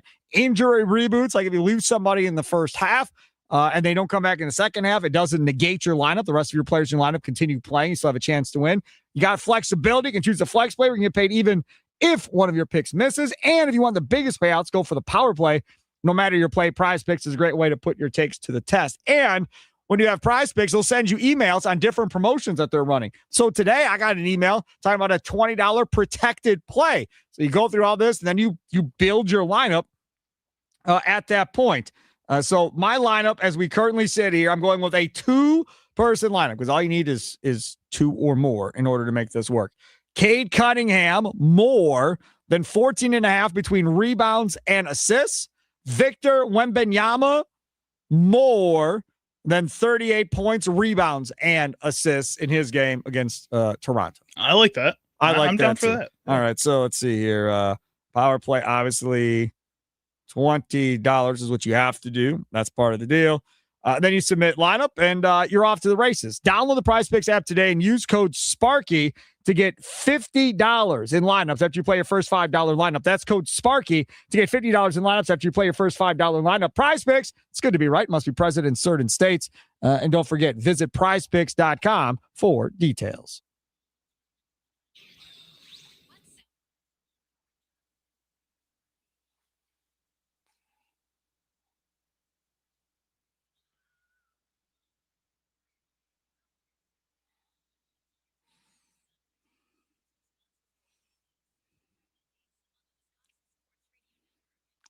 All right, Charlie, short on time. What do you got? All right, first up, we're going to head over to Sacramento Sports Radio, Sacktown Sports 1140, where Carmichael Dave was discussing the Kings trading Keegan Murray to the Bucks for a potential top 10 pick. If the Milwaukee Bucks got the number 10 pick in the draft, would you trade Keegan Murray to them for it? The reason that intrigues me is because of the whole thing I just said about Max Reno. I also kind of feel that way about Keegan. Mm-hmm. I don't know. I don't know if Keegan Murray is like have we seen what is he? This is 5th year? Fourth. And like on one hand, I want to say, okay, I mean, when you just look at his number, first off, I think a big problem with Keegan Murray is he's just so damn lovable. I think he gets a pass in a lot of ways because he's just so damn lovable. We all root for him. And there's no doubt that he's a plus defender, but I don't think he's ever sniffed an all-defensive first or second team. And you look at his numbers, and it's like, okay, they're fine. Right. No, and you see these flashes, but I still think his rookie year was probably his best overall year. Keegan Murray is shooting 27% from 3. 27. He's taking 5 threes a game. He's shooting 27% from 3. His field goal percentage is the worst of his career at 42%. It's the worst year that he's had. He plays the same position as Jang. If I'm going to roll the dice, I'm keeping Jang and I'm using my pick at 10. I'm not making that deal, Charlie. I'm not. What else you got? Next up, we're going to hear from Sean Payton, head coach of the Denver Broncos, discussing why the tush push will get banned if it does get banned. I think if that ever goes away, it's not a health and safety thing, right? We discussed that last year for 2 hours, and we just adopted 1,000 more kick returns. Which play do you think is Thank you. more of a health risk? 1,000 more kick returns. So I think if we choose to ever move on from that, it won't be because of health and safety. It will just be like we don't like it, which is okay. Thank you for telling the truth, Sean Payton. We appreciate it across America. What else you got? All right, and last up here, this is Sports Illustrated, Pat Ford, on tournament expansion plans for 2027 in the NCAA. They're still pushing for it for 2027. I would expect it to probably happen then, and they'll go to 76, and it'll be terrible. But that's what Charlie Baker wants. That's what a lot of other people want. They're trying to dredge some more money out of the broadcast deal for this, but they also want to make everybody happy by getting more teams in the tournament. I think it's a terrible development. I don't think it helps the tournament in any way, but I think it's coming. Whether it's 27 or beyond, there's been a lot of backlash that's pushed it back. I thought it could be this year, and now it's a maybe probably for next year. So the backlash has at least forestalled things a bit. I also think it's a horrible idea. How about we go to 32? 16. How about 16 NCAA 16 tournament? would be fun, yeah. It's 16. It's already too damn big. Eventually, they're just going to put everybody in. Doesn't matter what your record is. Everybody's playing it. And March Madness is going to be March and April Madness because it's going to take 2 months to play the whole thing. Wisconsin Sports Daily, Sparky with you. Green and Gold update next.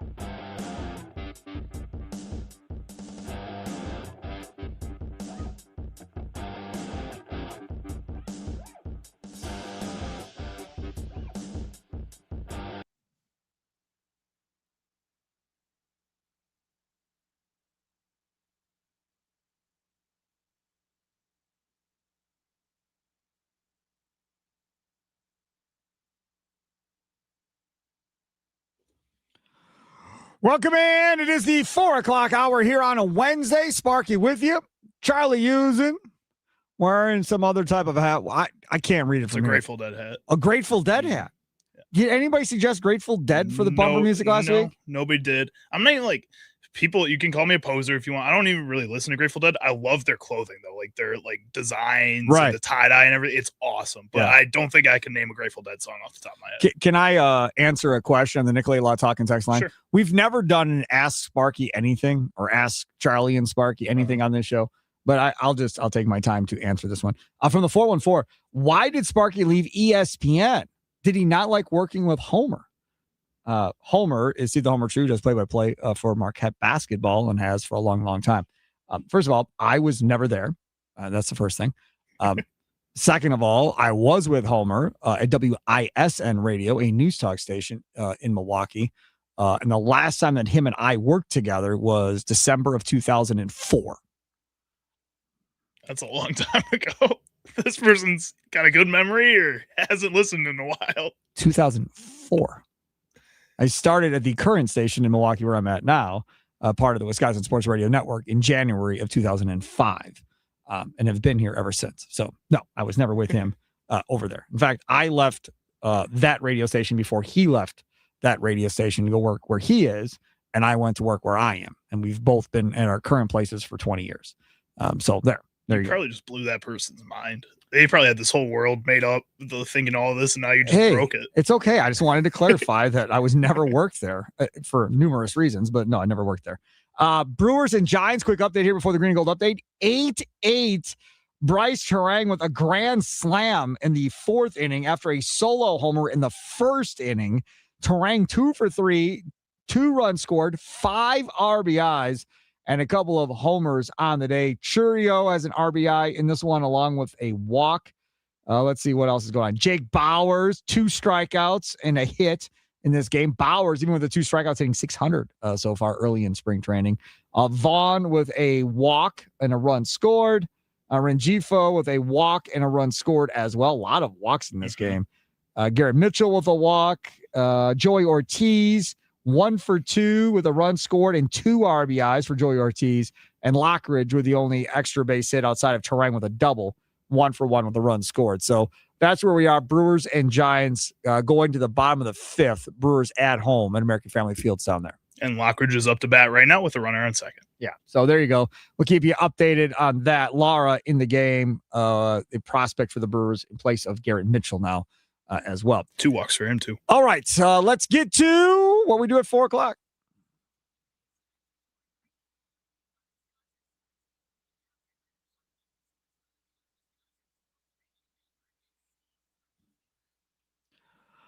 Okay, let's get to our Green and Gold update. For this, we're going to go back to the morning show earlier today. And they had on Aaron Popke, who I'd like to say is like the right-hand guy that deals with everything with community events and anything big, the NFL draft and all that stuff. I've known Aaron Popke since he was just a media relations dude, just a normal dude. And now he's climbed the ladder of success and all of that fun stuff. So he was on earlier today explaining this whole deal of potentially the Packers not renewing certain people's season tickets. And as the story goes, if they realize, and with the digital way of doing this now, they can see who is selling to where.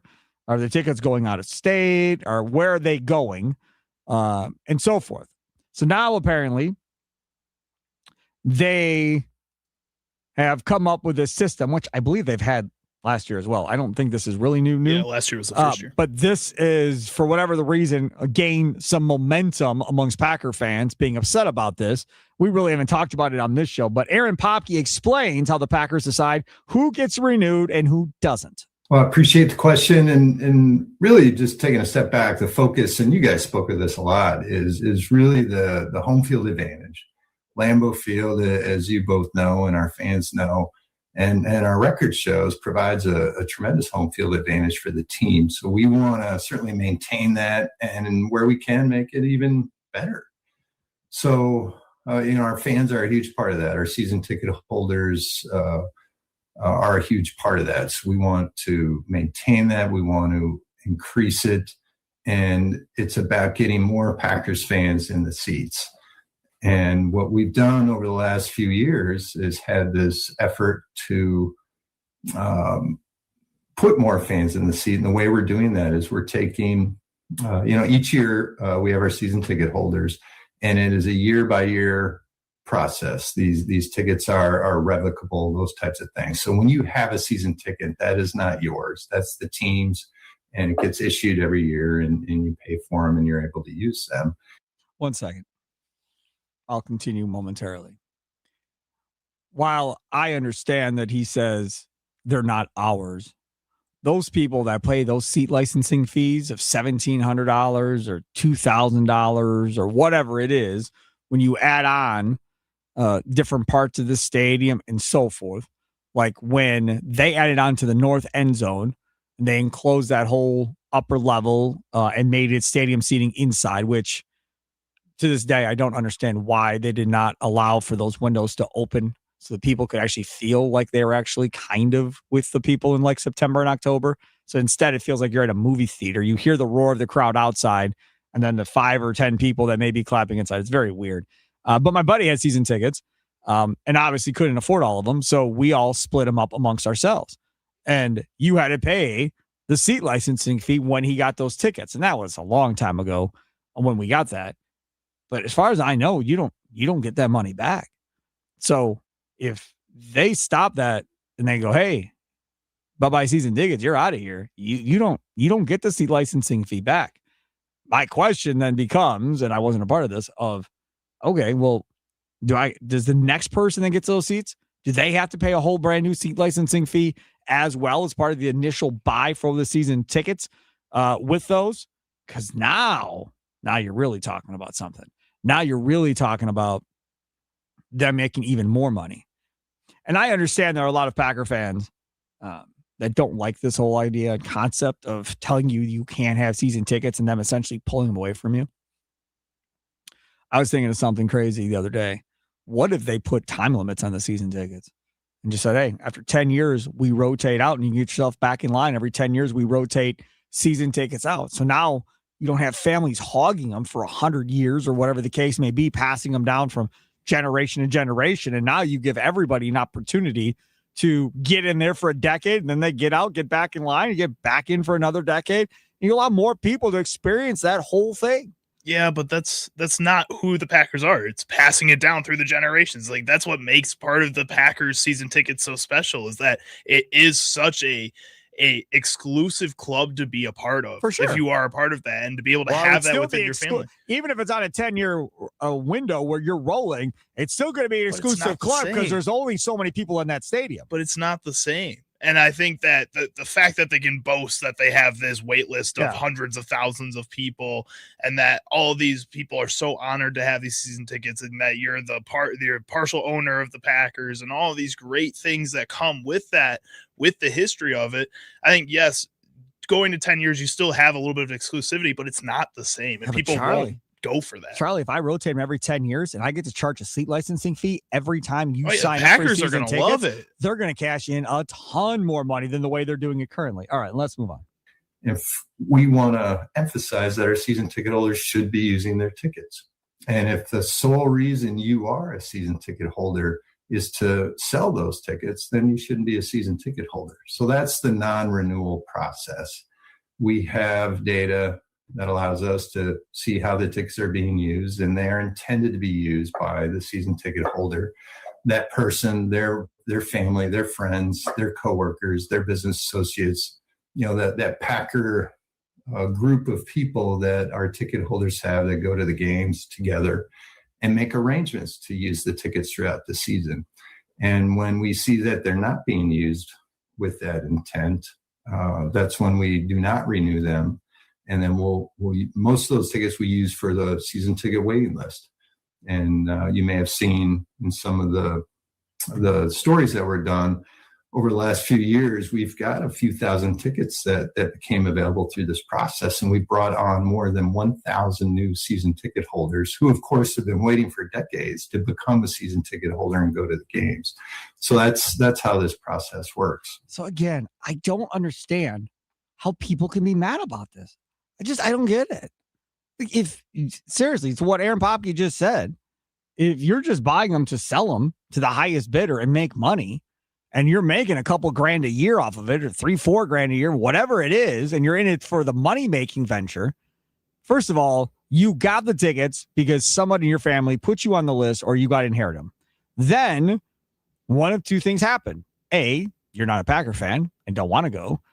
Or B, you don't live anywhere near Green Bay, Wisconsin, can't afford to have flights flying in and out of Wisconsin every weekend. But at the same point, don't want to give them up because maybe you've got kids and you want to pass them along to your kids or whatever. So you're just going to hold on to them and sell them. Or 3, it is just simply a business venture at this point, and you could care less until you get caught. But if you do that 10-year approach like you're talking about, the likelihood of finding more people that are going to sell these tickets, I think, grows because you're constantly changing those out. And that more people getting these tickets means more people that could potentially be trying to sell them. I think it's so weird to me. Again, this is such a luxury that you are paying a lot of money for in the first place. I know you can make a lot of money back. Yes, but you can. At the same time, like there's probably other ways to make money. If you're that savvy in making money that you can already not that quickly. I think so. If you're that savvy in making money that you can afford the season tickets and then not feel like you're at a loss ever when you're selling them all the time, that means in my mind that you know how to make money and that you could probably do it other ways. Go to the games. That's what this is for. Have fun with the games. Again, there's a lot of other people that would want to be in your shoes, and you're forcing them to pay double what you were paying to be in your shoes. That's crazy. And if anybody's going to do it, it might as well just be the Packers. So they're going to make this type of change. Right. No, you're all right about that. Here's more Aaron Popke from the Packers earlier today on Inside Wisconsin Sports with Trevor and Josh, explaining who can and can't, who you can and can give your tickets to. Well, I think the way you described it right there are the guidelines. So, and even right in the policy, it says a ticket holder, their family, their friends, their business associates, that group of people. And we hear these stories each and every season. You've heard them. You've participated in them. I mean, the idea is we want Packers fans in those seats. So when you're a season ticket holder, you've got your normal use of them. And we hear from families who divvy them up each year, whether it's your schedule conflicts. I myself am a 3rd generation season ticket holder. My grandparents had them at Old City Stadium, and our family's had them since then. And I've got brothers and family members, friends, cousins, those sorts of things. And the schedule comes out and we make plans to use them. And what you described is kind of that too. And that's exactly what we're talking about. If you can't make the game in your usual group, do your best to get them in the hands of Packers fans, your network or whatnot. And we also have the ability to sell them on the secondary market. Ticket Exchange is one that we work with, and we recommend for those times that you cannot go to the game yourself with your usual group, or you're not getting them directly into the hands of Packers fans, that we have that safe, convenient way to post them for resale. And that is down the list of things that we think, that list that you should follow as the schedule comes out and you make your plans for the season. Aaron Popke, the Green Bay Packers Director of Public Affairs, joins us on Inside Wisconsin Sports with Trevor and Josh, talking about the whole season ticket renewal, or in some cases, non-renewal policy. So when these situations come up, Aaron, there's a bunch of follow-up questions from what you just said, but the main one I think is about handing them down from generation to generation. Is it true that you can hand it down once and then it has to get turned back into the Packers, or how does that work? You can transfer tickets within your family. So forever? That's yes. Okay. That's like I said, I'm a 3rd generation. So it was my grandparents to my parents and now to me and my brothers that use them. And like I said, other family members and Packers fans and those types of things. So that is part of the policy, that you can have it within your family. And for us, that's the intent of those tickets. These are Packers fans who are using them. That's our focus. Again, the intent is to use them, get them in the hands of Packers fans, those types of things. I would think that makes everybody feel good about themselves, that you can continue to pass it down year after year after year, family member to family member. But that is why that waiting list is so freaking long at the end of their day. And again, I think that's something that makes it so special to be one of these season ticket holders and why you shouldn't change that. It's something that is significant to being a Packers season ticket holder specifically too. And I think that's something that should continue to keep that legacy going. Again, make it so that it's people that want to be there. And if your family has gone there for the past 50 years before you, what would change that? You know, those people want to be Packers fans. One last thing from Aaron Popke here in our Green and Gold Update, brought to you by the Potawatomi Sportsbook. Aaron Popke of the Packers talking about why they're doing it. Well, tickets, from a revenue standpoint, tickets are a very crucial piece of the overall revenue picture. So, we're very intentional on our pricing, and I think you see that every year. We shoot for the middle of the NFL average. We've got a top-rated experience. We've got a lot of demand for our tickets. And yet we try and keep our price in the middle to take all that into account. We're sold out for each and every game, so that piece is there. It truly is about the home field advantage. We would love as many green and gold fans in the stadium as possible. I mentioned earlier we've got that great experience for visiting team fans, and we want to continue to do that. But let's keep those number of visiting team fans minimal. So that's part of this effort. And yes, when we go on the road, our fans travel well, whether it's from Green Bay, from Wisconsin going, or people near that other visit, wherever we're playing, those teams, fans show up in force. And the tickets and the way they're distributed makes it convenient to be able to do that. We certainly want to see our fans out there too, but across the league, there are more of these types of efforts going on too. So it's the realities of teams wanting to emphasize their home field advantage. So we certainly encourage our fans to still take their opportunities on the road when they can. And at our place, we still have visiting team fans, but let's see if we can decrease those numbers and increase the number of Packers fans. And revenue is certainly important, but that really doesn't factor in this effort. It is more about home field advantage. I just thought of something. You think Matt LaFleur had anything to do with this? Has anybody talked about the fans in the stands and who's there and who's not there and all of that more than current Packers head coach Matt LaFleur?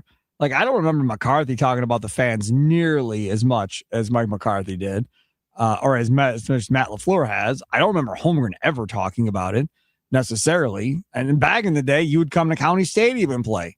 People weren't really wanting those tickets. Did they have to talk about it though? Is kind of the thing. And I think that's my point though. He's been so vocal about it that this thing gets put into place last year or whatever, while he's the head coach who's been the most vocal. I just wonder if it's not Matt LaFleur going, come on, man, you guys can't come up with some way to keep some of these opposing fans out. Like, this is getting ridiculous. You just wonder if it didn't come up from him or came up from Goody. I just think it probably came up from the football side. Probably. And I think with Matt LaFleur and his impact on this, yes, the team is listening to that. But at the same time, like I said before, if the other two guys didn't even have to say anything about it because there was never this type of issue around, the Packers were going to realize there was an issue eventually, whether Matt LaFleur said it or not. Like, this is something that's noticeable. So, yeah, he probably did have an impact on it. At the same time, this is something they needed to change for a little while now. Give Big Green Bay is generosity amplified. The 24-hour online event is currently underway and goes until noon tomorrow. Each year, a group of nonprofits are selected to showcase the strength and diversity of Green Bay's local nonprofit sector, with more than $550,000 in matching funds from the Packers and other generous donors. This event has a huge impact. Make an impact today and donate online at givebiggreenbay.org. Again, givebiggreenbay.org. Trevor is going to be out broadcasting Inside Wisconsin Sports live tomorrow morning, right there in that Johnsonville Village area by Lambeau from 6 until 9. Josh will be back here in the studio. Trevor will be out there. So make sure if you're out and you live in the Green Bay area and so forth tomorrow morning on your way to work, stop over, say hi to Trevor, see what's going on, maybe bring him some breakfast. I'm sure he'll be hungry. And take care of Trevor. And a great event. Again, 24-hour online event. This ends tomorrow at noon. So make sure, spread the word. Make sure people step up and donate and help out. Y'all helped us out for the toy drive. down in Milwaukee. Would love to repay the favor here. GiveBigGreenBay.org. GiveBigGreenBay.org.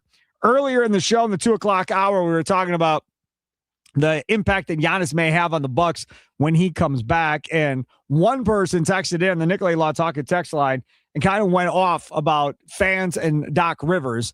And I said, hey, don't you worry. 420, we're going to talk more about Doc. Has your opinion of Doc Rivers changed since the trade deadline? Nicolay Law Talk text line 414-677-1250, 414-677-1250, streaming live on X and on YouTube at WI Sports Radio. Make sure to check out our YouTube page. We got shorts, we got videos, all kinds of cool and fun stuff that you guys would really appreciate. It's Wisconsin Sports Daily, live from the Wisconsin Sports Radio Network studios, powered by the Potawatomi Sportsbook. Sparky with you.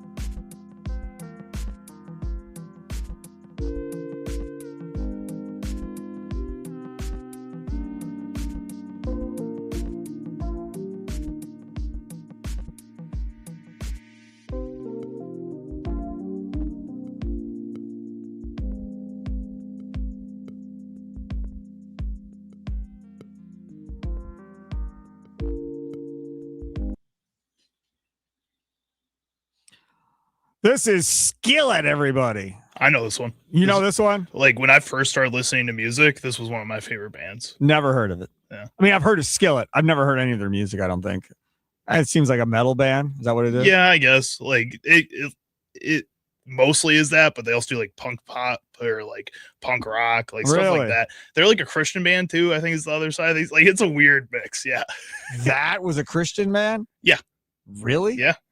Yeah, I'm pretty sure they're like Christian metal is like their Christian thing, which like metal? again sounds a little more like That's punk a category? Yeah.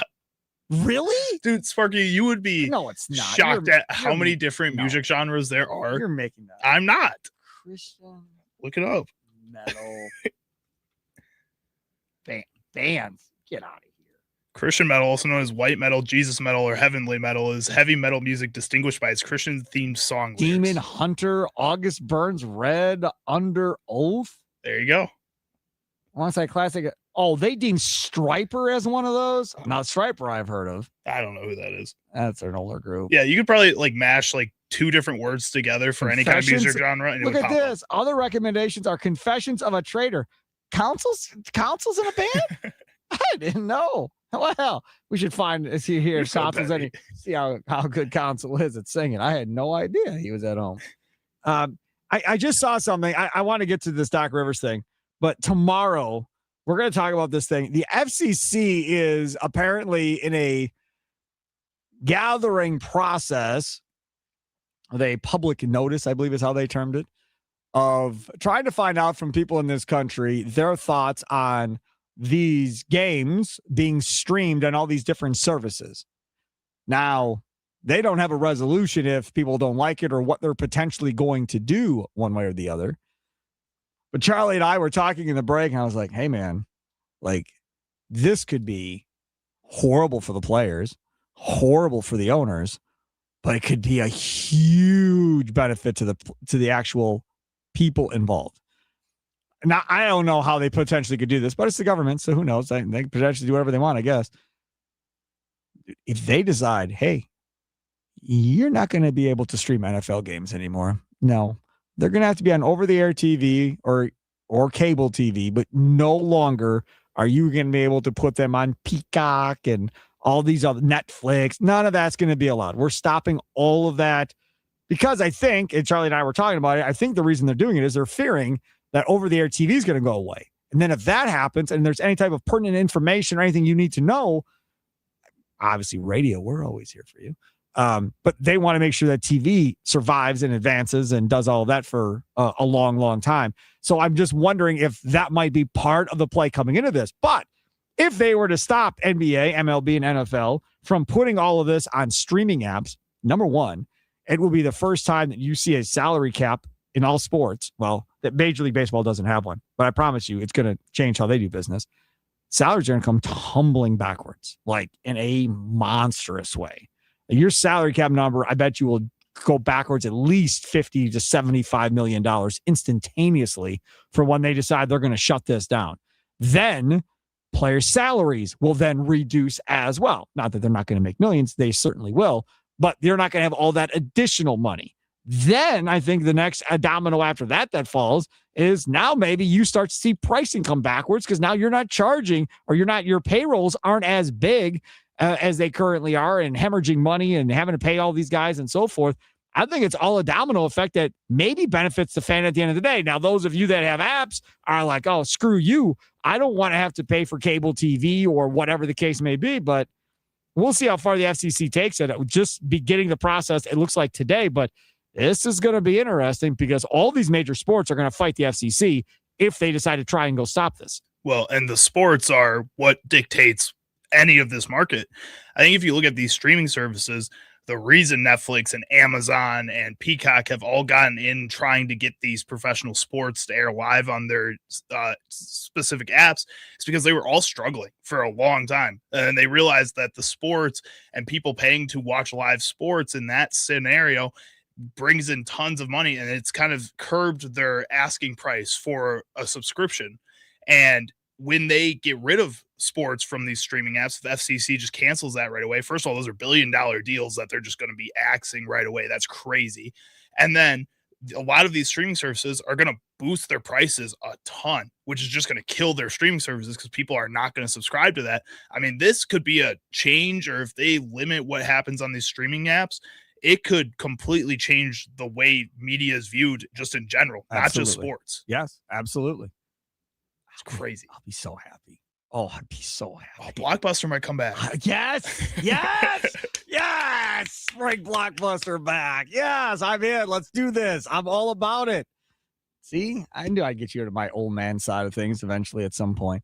And we're going to save this Doc Rivers topic for tomorrow because we have to get to things Sparky missed coming up. John Greenberg, president of the Milwaukee Admirals, is going to join us. And we've got a lot of things to talk about. Pat McAfee, Black Mamba, portal class rankings are out. Wait till you hear about Wisconsin and the crazy ABS challenges yesterday in baseball. I just was shaking my head. I was like, yep, you guys probably see this during the season. And at the end of the day, when we get into this, it's going to ruin all credibility of these umps, these home plate umps. It's going to destroy them. It's absolutely going to destroy them. Because before, it was like, oh, Angel Hernandez, he isn't very good, whatever. Well, now, these guys that maybe you thought were good, now we're going to realize that all of these guys maybe aren't as good because they're doing it by, again, like Willie Adames had a pitch the other day. It was 1/10 of an inch. Another one yesterday was 1/10 of an inch. Right? Mm-hmm. There's no way the naked eye is going to get that right when we're talking about 1/10 of an inch. But for common fan in the stands, they're going to be like, dude, how are you missing these so often? And they're going to be under more scrutiny than ever with this. Or the opposite could happen. If these players start getting these wrong more often than not, people might have a little respect for the umpires and say, hey, maybe you guys do know what you're doing. Maybe this is a harder job than I thought. And these players can't see the ball nearly as well as this umpire is. That could change things too. So I think it could go either direction. It's going to be really interesting to see what happens. So we'll get into that and we'll tell you what happened yesterday as well. So lots to get into there. It's Wisconsin Sports Daily, live from Wisconsin Sports Radio Network studios, powered by the Potawatomi Sportsbook. Speaking of the Potawatomi Sportsbook, can you feel it? The thrill of witnessing a walk-off grand slam, a buzzer-beating three. Going to be lots of those next month. Hey, Sparky, if you know the feeling, there's only one place to experience that raw exhilaration, the Potawatomi Sportsbook. Catch all the action in a supreme space with dozens of sports betting kiosks, cool drinks, luxury seating, 2 levels, great food, full menu at the Potawatomi Sportsbook kitchen, all-day brunch, homemade pastries and desserts each day at the Potawatomi Casino Hotel. Great atmosphere and a monster video wall, 2,000 square feet, over 30 different sporting events at one time on the video wall. Only at the Potawatomi Sportsbook, best sportsbook in the Midwest. More info now at Potawatomi.com. Always, always, always recommend reserving your seats ahead of time. Always recommend it. You may think, wow, there won't be anybody down there. I'll be fine, Sparky. Just do it, man. There's a nominal fee that goes towards your food and beverage, but you're going to spend that money anyhow if you're in the sportsbook for a couple hours. Promise. Must be 21 to enter the casino. Again, it's Potawatomi.com.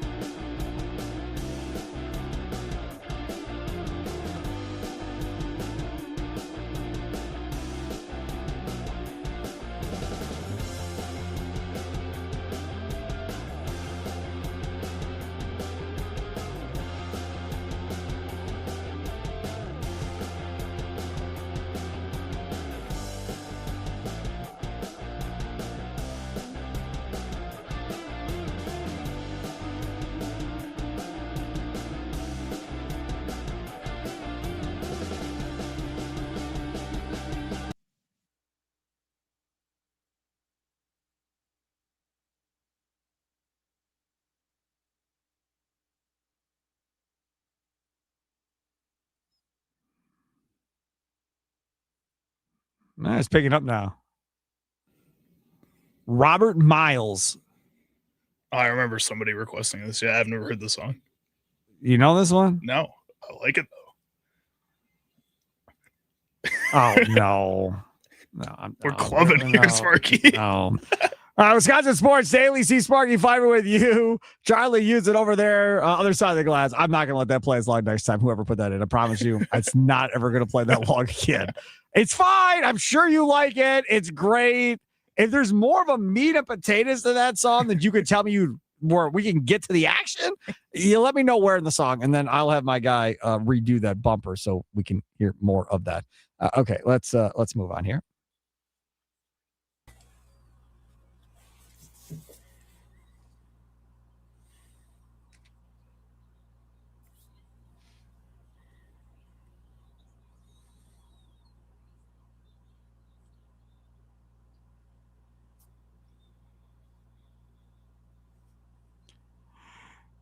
There he is, John Greenberg, the president of the Milwaukee Admirals. He has no idea what he's walking into. Joins us on the guest hotline, powered by Gruber Law. One call, that's all. How are you doing, John? That's good. That's an ominous way to lead me in. So I'm ready for whatever you got. No, you're not. Not ready for this. Unless you saw it in the news earlier today. So apparently I was reading about this 2 breaks ago. The FCC has put out a public notice to do some investigating with consumers, their feelings on all of these pro sports teams and their games ending up on all these different streaming apps and them not all being on over-the-air TV like it has been for so long.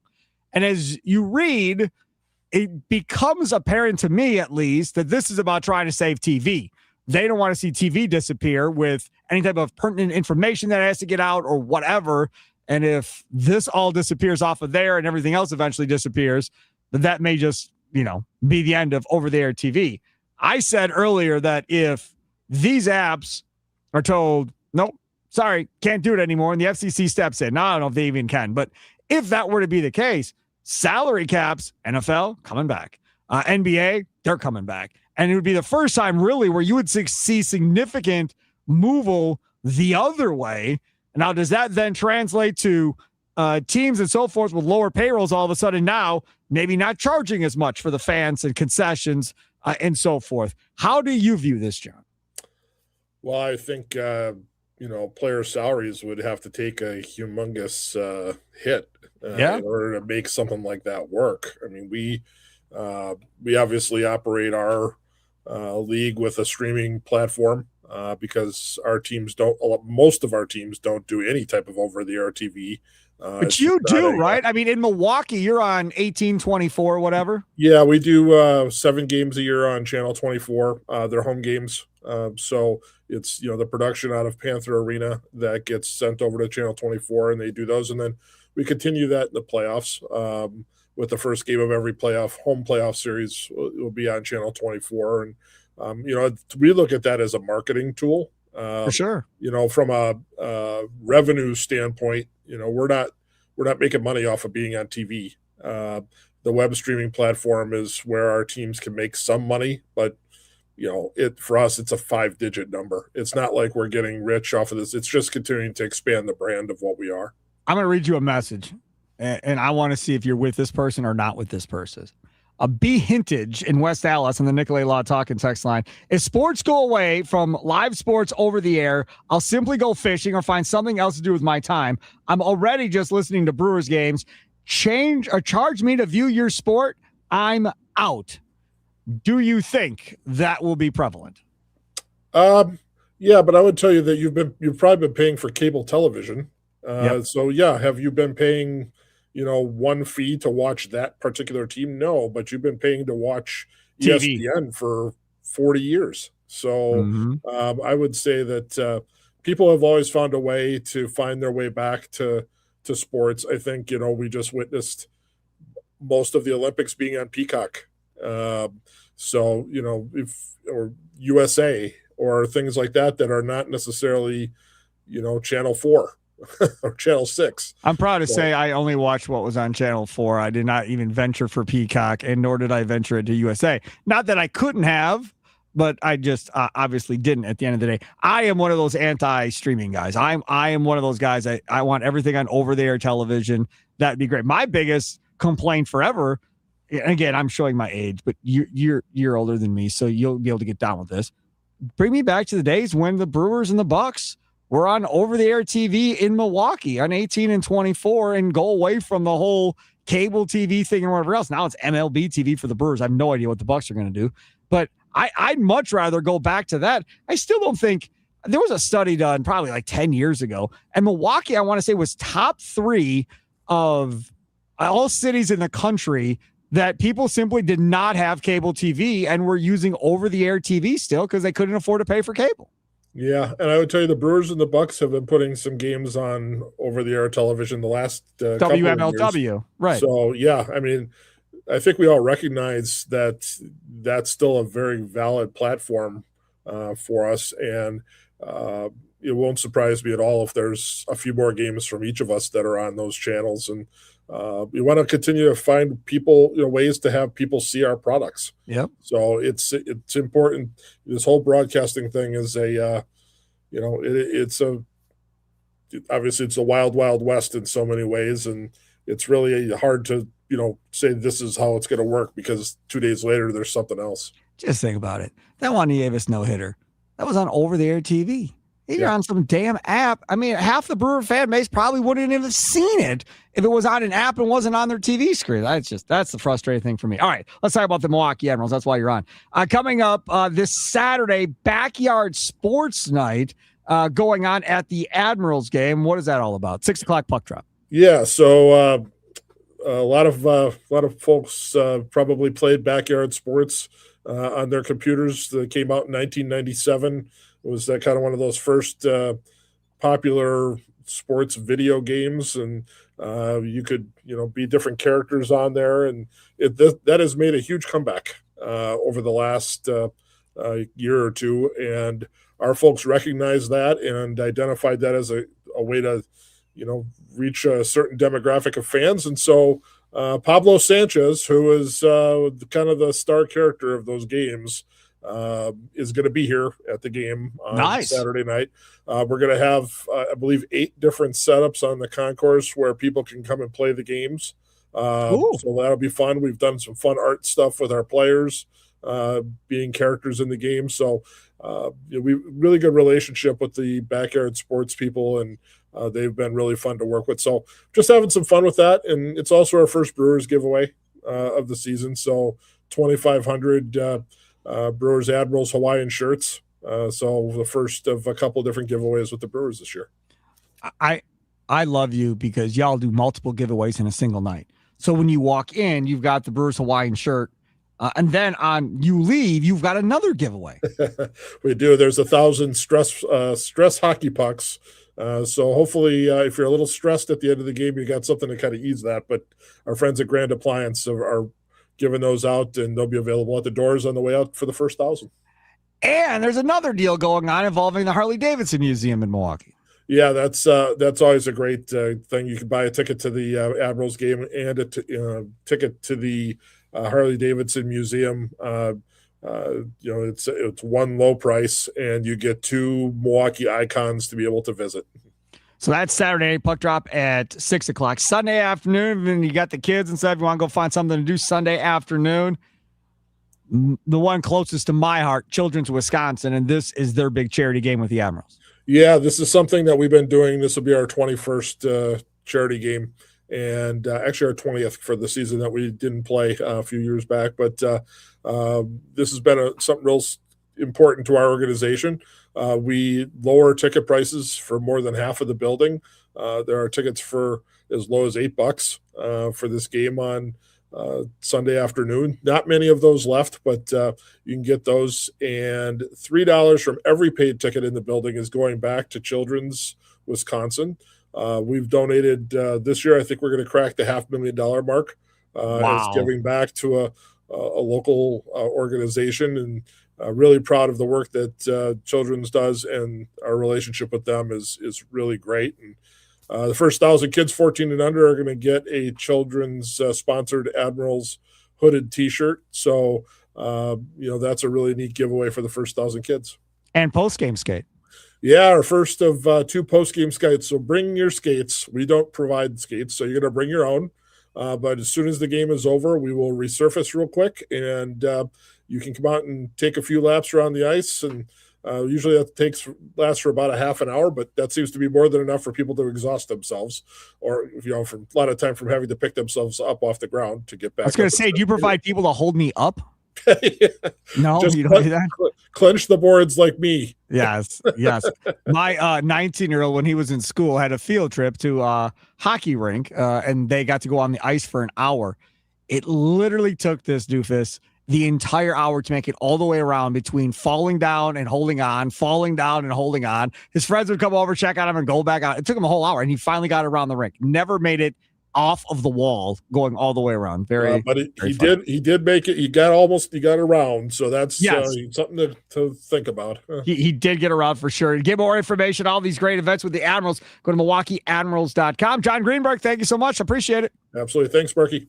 There he is, John Greenberg on the guest hotline, powered by Gruber Law. One call. That's all. Things that we missed on today's show. A couple of different things. We got a couple of minutes left here. I want to touch on this portal class thing because we have been highly critical of the Badgers football team, and deservedly so. I'm not sitting here telling you that, oh, no, we were too tough on them or whatever. No, we should have been as tough as we've been on them for sure. But the portal class rankings are out, and I was interested to see where the Badgers were because it felt like the Badgers were pretty aggressive in the portal, felt like they were spending a bunch of money. And there is a list out here, and this is from On3. Okay, the number 1 portal class. You want to guess what school it is? It's not Wisconsin. Indiana. Yeah. Okay, that makes sense. That's right. Wonderful. So Indiana is 1. Then LSU, Texas Tech, Texas A&M, Louisville. Those are the top 5, right? Other notable schools: Notre Dame is 9, Texas is 10. The only other Big Ten school in front of Wisconsin is UCLA at 11. The Badgers 15th nationally in portal classes. So Indiana 1, UCLA 11, the Badgers 3rd. So top 3 portal class in the Big Ten for Wisconsin. Oh, we keep talking like this. Tommy might actually buy into the Badgers for once. I don't see it happening. I mean, it's nice that you think that way and you think that he's going to buy in. I don't. Yeah, I don't think so. I'm not there yet either. I'm not all the way bought in one way or the other. I was telling you about that ABS challenges yesterday in a game. There was a game yesterday in spring training. 5 consecutive calls were overturned by ABS challenges. 5. Boston versus Pittsburgh. Yes. On the 5th challenge, people were cheering in the stands because they were just sick of the umpire at that point. That is awful. Absolutely awful that it would get to that point 5 in a row. I'm dreading this in the regular season. I really am. Just absolutely dreading it. All right, that'll do it for our Wisconsin Sports Daily today. Live from the Wisconsin Sports Radio Network studios, powered by the Potawatomi Sportsbook. Thanks for tuning in today. Do appreciate it. Don't forget, GiveBigGreenBay.org. Donate. You have until noon tomorrow. Enjoy the rest of your night, Wisconsin. Toodles.